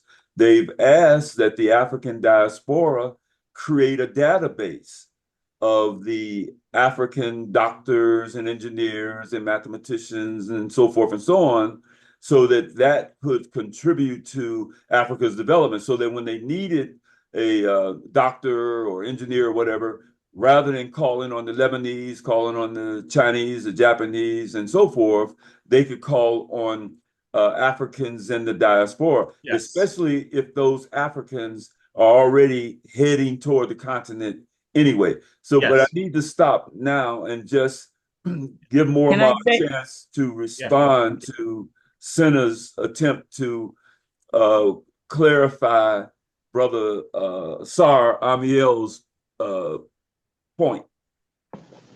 Yeah, I just wanted to say I appreciate what Sena has said, but the problem still is that just like if you were to come to America and want to live in America, if you're paying taxes, if you're paying sales tax, income tax, and you can't use that vote to influence any politics in your community that your tax dollars pay for, then you don't feel like you have a vested interest in the place. And the same way, if I come to Africa, I want to repatriate, I want to live there, I want to take my money and invest and do things, but I can't control any politics in my neighborhood. I can't vote for anything or make any decisions like that. Then I'm going to feel kind of exploited or used of some sort. And I know many who have repatriated to Ghana and other places. When they get there, they already, of course, culturally feel somewhat like an outsider. But then when they try to buy land or do farming, then they feel like people coming up with all kinds of ways. So you got to pay the farming tax, and then you got to pay the special investigation of the farm tax, and then there's some other. And they like, hold up, is this real? Do I get to go to here's the question though about that. A lot of politics that the question is, particularly for them, do the Africans have citizenship? Because The key word is citizenship. If you have citizenship, you have the rights, the same rights, you ought to, of any other citizen. So do they get citizenship or not? Yes, they do. They do. Full, So full so citizenship. so they do get dual citizenship. So here is the thing, and you may ask yourself, we have Indians voting, Chinese and Lebanese voting in Ghana. How are they doing that? They're buying homes, they're by doing businesses. They have to go through the same thing, brother Kamal, that you espoused, right? Whether it's doing business or just being part of the culture. Guess what the Chinese are doing? They're building churches.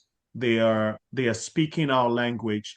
Like these people really want to be like us, right? Whether it's for good intentions or not, we don't know. But guess what? They have a whole community that are speaking our language, singing our songs, worshiping like us, and they're having kids. They have kids who are 30 years old now, 20 years old, and they're going to be voting because their kids have naturalized. As a result, they as parents can also become citizens. It's a simple process. It's not that difficult, right? I think the thing but I think this is far new to the diaspora coming home. Like this information of how to integrate into these African countries is what I think there's a gap there. And I think that we need to share more information on that because it's not that difficult. You have to go there. You have to find a family. You have to make relationships. And then these people, and then ask and ask how do I become part of the system or the community? If I want to vote or I want to own a business or I want to become a citizen. And they will show you there are literally processes that can help you integrate into the system so Well, you then can here's what I begin would have to to say to contribute. that as we end this conversation. We would have to know how to do that before we left. Absolutely. We can't wait till we get to Africa to figure out whether or not somebody's going to be at home and the lights are going to be on. And we can, Absolutely. So Shaka, this year when we did the exchange ceremony, the reason why we have it in 3 days, and Brother Kamal, we have crowned and restored people's royalty to them back in here in the diaspora by involving the king and giving land without demanding anything. Because we know this is the birthright of our brothers and sisters in the diaspora. The requirements to be crowned does not come with you have to go to Ghana, you have to do ABC. No, we're doing it, and anybody that wants to go, you are at liberty to visit. That is one. Two, what we do at one of the events, which is a 3 day. So one of the days of the 3 day event during the exchange is to bring people from Ghana to speak to what you're saying, right? To say, hey, before you go to Ghana, here's what you need to know about either setting up a business or obtaining dual citizenship.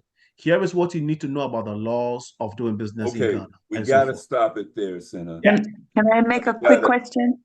Yeah. Who are you going to ask the question of? The gentleman that was just speaking. My name is Sena. All right. Sena, please. I'm sorry. No worries. Yes. So it's a comment, kind of like a question. Essentially, we just went through the book Race First, and we saw how things went with Garvey trying to get things established in Liberia. I think ultimately our mindset has to be economic.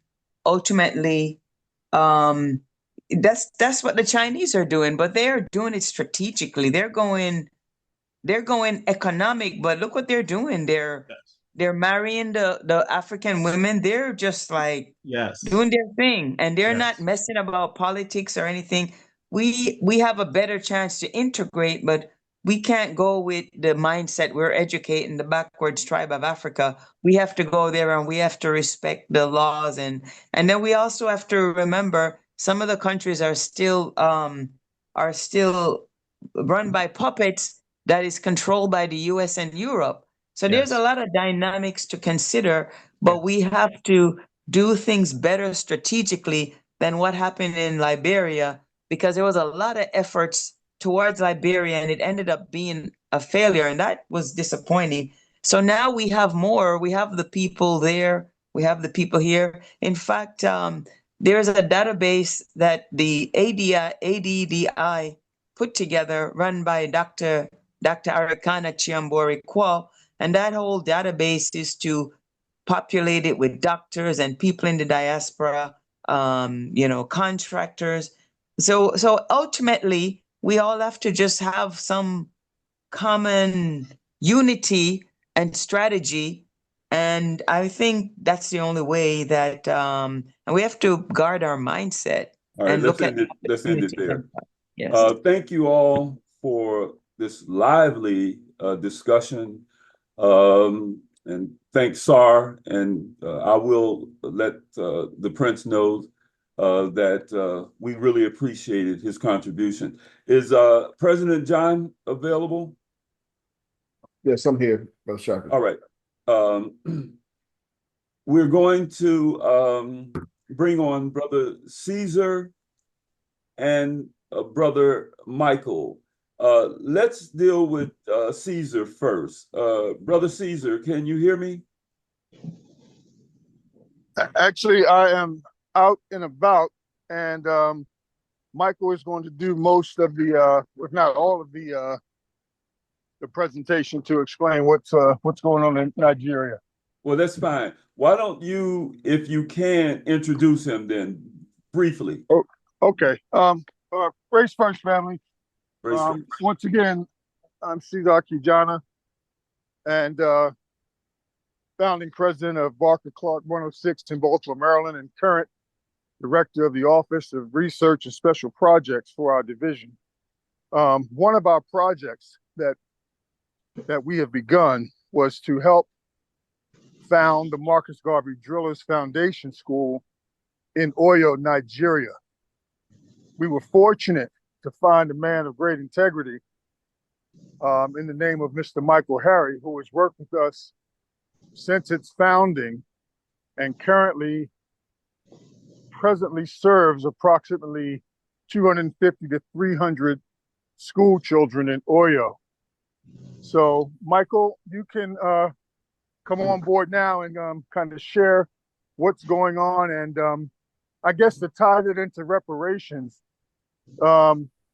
Repatriation. I'm sorry, repatriation. To tie it into repatriation is that one of the foundational things, obviously, that when we are successful at building this bridge of repatriation back to the motherland, the children that we bring or the children that we have that are there should be able to attend and have the opportunity to attend schools that promote the gospel of Garveyism and the race first philosophy. So with that said, Michael, as you were the director of the school, if you could come on board and share with them a little bit about what's going on and what we've done so far and our plans for the future, I think that would be a good edification for the family. Thank you, Brother Caesar. Brother Michael, you there? Yes. Yes, I'm here. Great. And I got your chat, so just if it's something I need to open up, let me know. Yeah, exactly. I will have need of that. Greetings, everyone. Greetings. I'm particularly honored to be offered this opportunity to shed light on the projects that we have been running for years now, as rightly mentioned by Caesar Kijana, Director Caesar Kijana.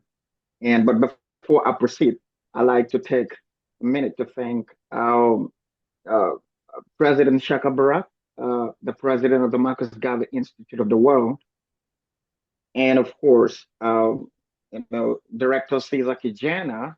Both of them have been hugely involved in this project since its inception about 3 years ago. I'm going to be talking about that shortly. And I'd like to also thank the entire leadership of the UNIA that has also been helpful, and for the lessons that I have learned that have shaped me into the person that I am now.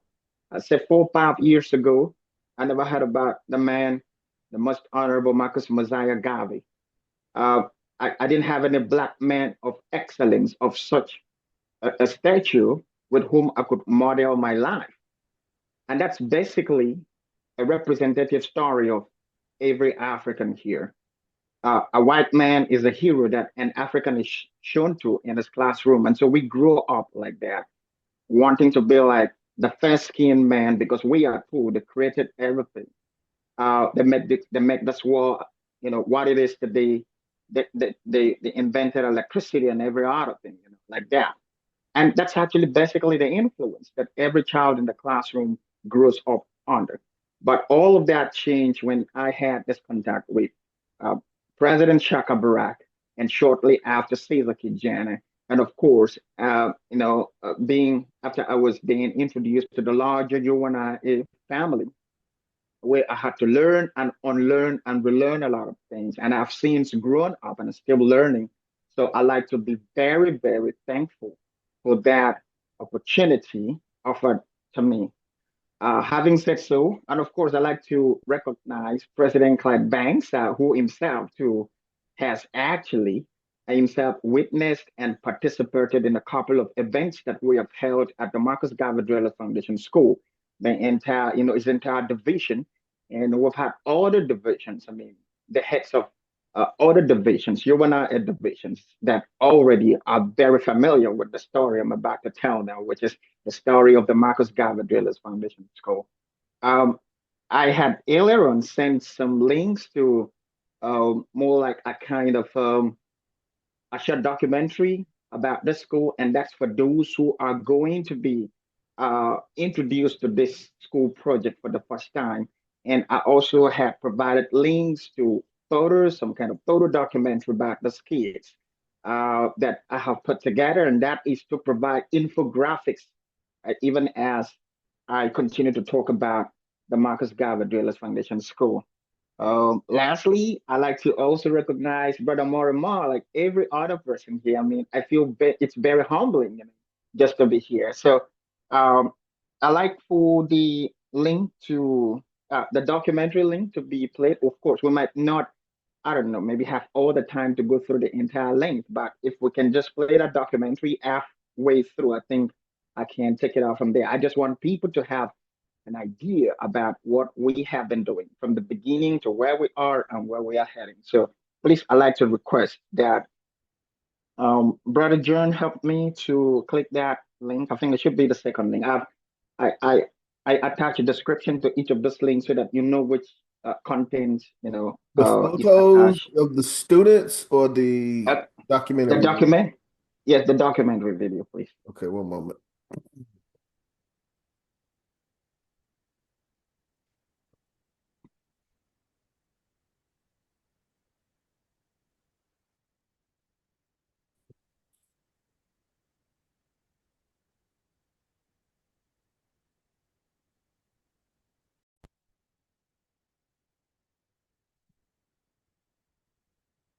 Let me pop this out so it's its own window.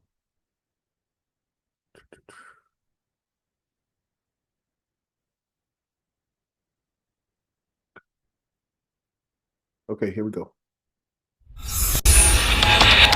We've had a little problem because there were supposed to be images that went along with the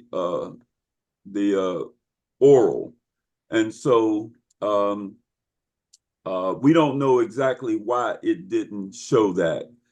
But Brother John, is there a way that we could maybe show images anyway? Okay, there's something there.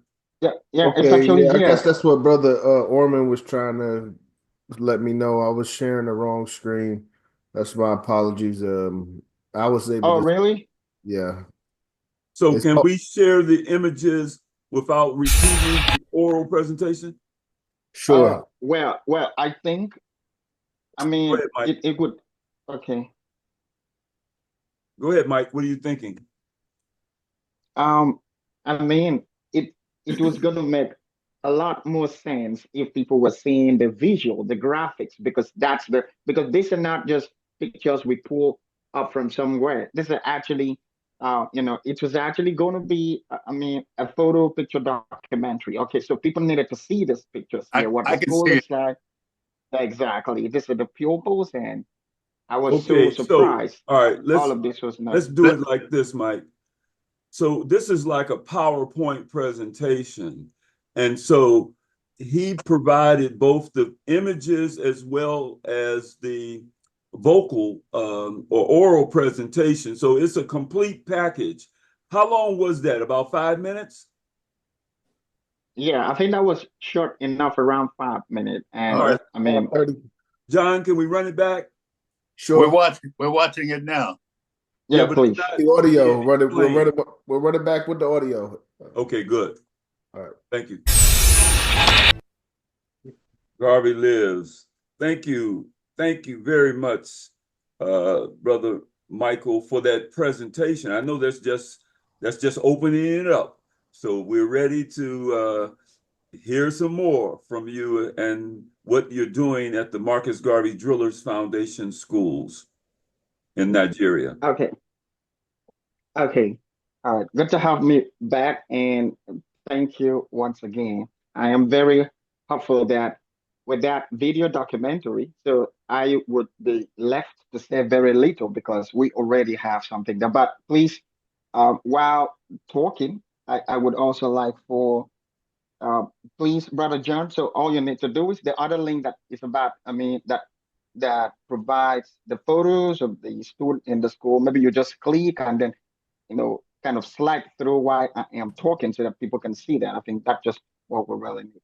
Okay, so yes, that is the Marcus Garvey Drillers Foundation School, located here in Nigeria, in Uyo, of course. I'm actually making this presentation here from Nigeria, and we have been, we've been pushing this project. Now, this is not just some kind of idea on a paper.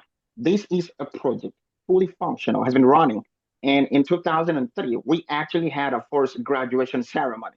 So in other words, this school has already produced the first set of graduates who are now on their way heading to high school. Okay, because it's actually a pre-high school.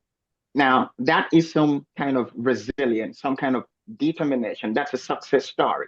However, and I would not deny that we have, been enjoying support from uh, the goodwill of people within the UNIA. In fact, permit me to actually have to mention name because that is necessary. Brother Shaka has been hugely involved in most of the event that we have held, and then Director Cesar Kijana has been hugely as well involved. As a matter of fact, our last rent, he had to pay 100% of our last rent, and that just happened a couple of months back. But this is the thing: when we are talking about repatriation, we want our brothers and sisters to come back home. But the question is, as they're coming back home, it's not just going to be about the movement. They're coming back home with the kids. And you can't even imagine a better educational institution, a better learning environment, a better school than the Marcus Garvey Drillers Foundation School, where the true spirit of Black excellence is upheld by the teachers. That's the best place. That's the best place for any African child, boy and girl, that is coming back, where such a child will feel, will feel home, will feel like he is home, will feel like she is home. And then the true knowledge of your roots combined with the modern day scientific lessons is taught to that child, where you don't have to entertain the fear of segregation. And that is exactly what we have been building. And not only that, where you are taught, a place where you were taught about Black heroes, Black leaders who have helped shape this world, who oftentimes are relegated to the background by the white historians because they don't want a Black child to know that before him there is a Black man, who did a great thing, that he can model himself, around, and because that is going to inspire you. That's going to make you feel like if someone did this, if someone in my same skin color did this, I can actually do this as well too. But here at the Marcus Garvey Drillers Foundation School, we pursue a kind of education that comes with the pride of your origin, and then that gives you that sense of belonging. And that's what we've been pushing you. Those kids that you're seeing, while this video documentary was actually put together, say in the early stage of the school, but as we speak now, the school has grown to over 300. Now, that number should sink. 300 children gather here in this place. every day on a daily basis. But whereas we also have a success stories, but we also have challenges that we're confronted with. A success story is that we started off small. Like it was a lesson center today. After resistance by the government, eventually we got incorporated. And then we have those buildings that we rent and then we use. So we have a well-established school that is, teaching, committed to promoting the ideals, the philosophies, and the thoughts, giving life to that spirit of the ideas that, espoused by the Honorable Marcus Messiah Garvey. And then churning out a kind of excellence that is due of his mind, of his intellectual ability. And, that's what the school is committed to doing. Whereas we've been successful in doing that, and to the extent that today we have a population of well over 300, we also have some challenges that plague us, which is exactly what I want to talk about. So if we want to set up a school where we would have our kids come back and practically feel like this is where they belong, then I am looking at it this way, that we should reposition the school to actually befit the very man in whose name it is found. I mean, in whose name this school was founded. The very man whose spirit this school embodies. And not only that, the Black excellence that this school appears to be a model of. And so one of such challenges that we are confronted with is actually that one, we do not have a lot of facility, but right now the one I really want to talk about has to do with a program that we intend to launch in December that is coming. Now, if you stay in America, the whole idea of kids going to school on empty stomach may actually sound very strange to you. Of course, that's because that's America. But let me share a very, galling scenario that ensued yesterday. The students at the school are currently on their rehearsals, in view of a December presentation that is coming up. I mean, I will extend that invitation to everyone. Right there, I was there. So we were mobilizing those kids. And then suddenly, one of the kids slumped. Right, I was there. And we did everything. We tried to, resuscitate this child, and then we had to give him something. And then when we eventually got him back, we tried to interact, to converse with the child. We wanted to know what the problem was. He told us that he left home 7 a.m. That's the time kids in Nigeria report school. Now, as of this time when this incident happened, it was 4 p.m. Now think about this. A child left home 7 a.m. in the morning, stayed in the school up until 4 p.m. And this child said he left home on empty stomach. Now, he had to attend classes. He had to stay in school until that time. We had to look for a way to get this kid back. Now, this is not just about this boy, the story of Uber. Now, this is a predicament that faces these kids. Do we have teachers? Do we are determined, we're resilient to provide education the best that we can? But we haven't been able to do that much. These kids come to school on empty stomach, and then they have no food to eat. That is a kind of the management of the school. Efforts have actually been put in there, but it's not just enough. I mean, this happened yesterday. And the other one is that one other consequence of not being able to cater for feeding for these kids on a daily basis is that as of this moment now, that's the actual population of the Marcus Garvey Dulles Foundation School is well over 300. But we have an active population of a little over 200. What this implies is that most of the kids can't come to school anymore, even when we're providing free education. And the reason is very simple. Because one, some of them, for those who keep coming to school, some of them their parent can provide. Now the other ones that parent cannot provide, they are just not giving up because they want to fight for their future. But there are others who just can't. Imagine now the ages of the kids who are talking, these are not adults, these are not even young youth, these are not even youth. We're talking about kids within the age range of 3 to 11, coming to school from 7 a.m. up until 4 p.m. empty stomach and have nothing eaten. They have nothing. That's what we get faced with every day. And that's why we actually want to launch. We're not asking for too much. The fact that we have this school today is already an indication, is a proof that, we have been determined, we've been resilient. And for every single dollar, every single cent that has been sent into the school, we have had to utilize it and justify its usage. And today, I am making this appeal. I want you to see through my voice the faces of these kids who have to come to school every day with no food in their stomach. I wanted to see through my voice the pains that these kids go through. I wanted to see even some of the staff who have to come to school, the staff that we have in the school that actually volunteer. You won't even believe this are parents who have kids to care for. And now they're not been just doing this for a week or month. They've been doing it for years. They've been doing this for years. I wanted to see through my voice the challenges that we go through. I do not believe it's impossible. I mean, this is insurmountable. No, I do not believe that.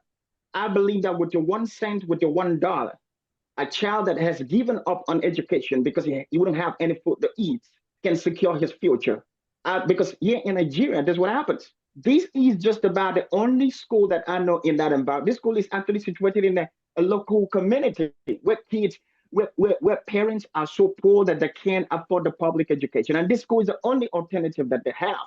And even with that, kids wouldn't be able to come to school. So we want to launch a launch program. And this launch program, I like to be, grateful to Cesar Tijana because this is his idea. He came up with this, and it's actually long overdue. And what we are looking to achieve with this is that we want the kids to be able to eat once in a day as they come to school. We want a child to be assured of a meal as he comes to school, so that the child will never have to, so that the child will not have to wake up in the morning and then feels, and then gets frightened out of school, out of education, because he's thinking about having to come to school and then with no food to eat and then go back again. That's what, if you didn't hear any other thing, please, I want this to be a passionate appeal to everyone. I want it to be a passionate appeal. Someday we're all going to be here. We want to be able to reposition that school. There are many other challenges, but this one is more like something that we just have to do. This is something that we just have to do. So I'm putting this, I'm sharing this with all of us. I'm giving this message, I'm sharing it. You can just feel the passion in my voice. It breaks my heart. And I know that you equally feel the same way, but it's much more different when you have to look at the kids in the eyes and you can touch them, you can feel them. It makes much more difference. I connect with these kids at the highest level of emotions and compassion, but there is little I can do without resources. But I can tell you now, if we have been able to take the school from how we started it to what you are seeing in this picture, and I tell you, we have never had any cause to have to do a fundraising, like a fundraising as a project in the diaspora for funds to be coming here. We've never had to do that. And if we've been able to take the school from where it was to where it is now without having to do this, imagine what your donation, what your $1 is going to help us to do. Imagine how much more we can accomplish if you support us, if you help these children that you're seeing in this picture. That would be all I would like to say at this point. And I'd like to say thank you for granting me this audience. And I'm just hoping that someday we're going to have Africa that is for the Africans, and even for those at home and those abroad. Rest first. Thank you. Thank you, Michael Joseph Harry, for that wonderful presentation. And thank you for making an appeal to we who are Garveyites, because we can see, I hope we can see the real benefit of what you're doing for our race, because this is hundreds of students who will be able to share the gospel of the Honorable Marcus Mosiah Garvey. They may be the leaders in the future of not only Nigeria, but West Africa, Southern Africa, East and North and Central, and the African diaspora. So thank you for that great work. And your passion didn't fall on deaf ears. Is that right, Brother John? Yes, sir. Yes, sir. Yeah, I'm just thinking of the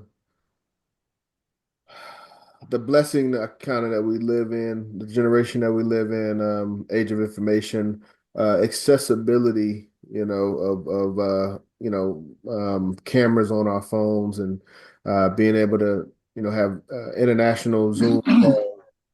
So, I'm just remembering, when our times as youth, and people documenting our work and how that inspired the elders at that time, and how now we're becoming the elders and we're inspired by the work of the youth in our time. So excellent work, Brother Michael. Definitely. Well, brothers and sisters, thank you so much. Oh, you're welcome. And I also would have loved to ask that, I would be willing to take any questions. I mean, if we have any, actually. I don't know if that's fine, Brother Shaka. I have a quick question. Go ahead. Okay, John, is all right with you? I mean, he's keeping time. Yeah, I think Brother Orman had his hand up. Sister Diana, I'm not sure if you had your hand up. Go right ahead, Brother John. Brother Orman and Sister Diane. Brother Orman, I assume you would defer to Sister Diane. Yes, I would. Yes. So mine's pretty quick. So this is amazing. It's beautiful and it's a wonderful thing. I'm thinking too, as part of the curriculum, because Garvey talks about self-sufficiency as part of the curriculum. Would there be any land or resources as far as a place to do, like, teach the kids how to garden? Not GMO stuff, but to grow food.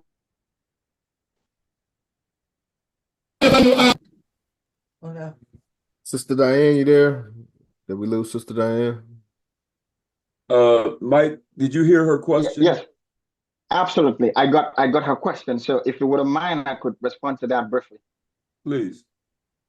Okay, so I did say that we have an event that is coming in December, and of course, I'm using this in my attempt to respond to this question.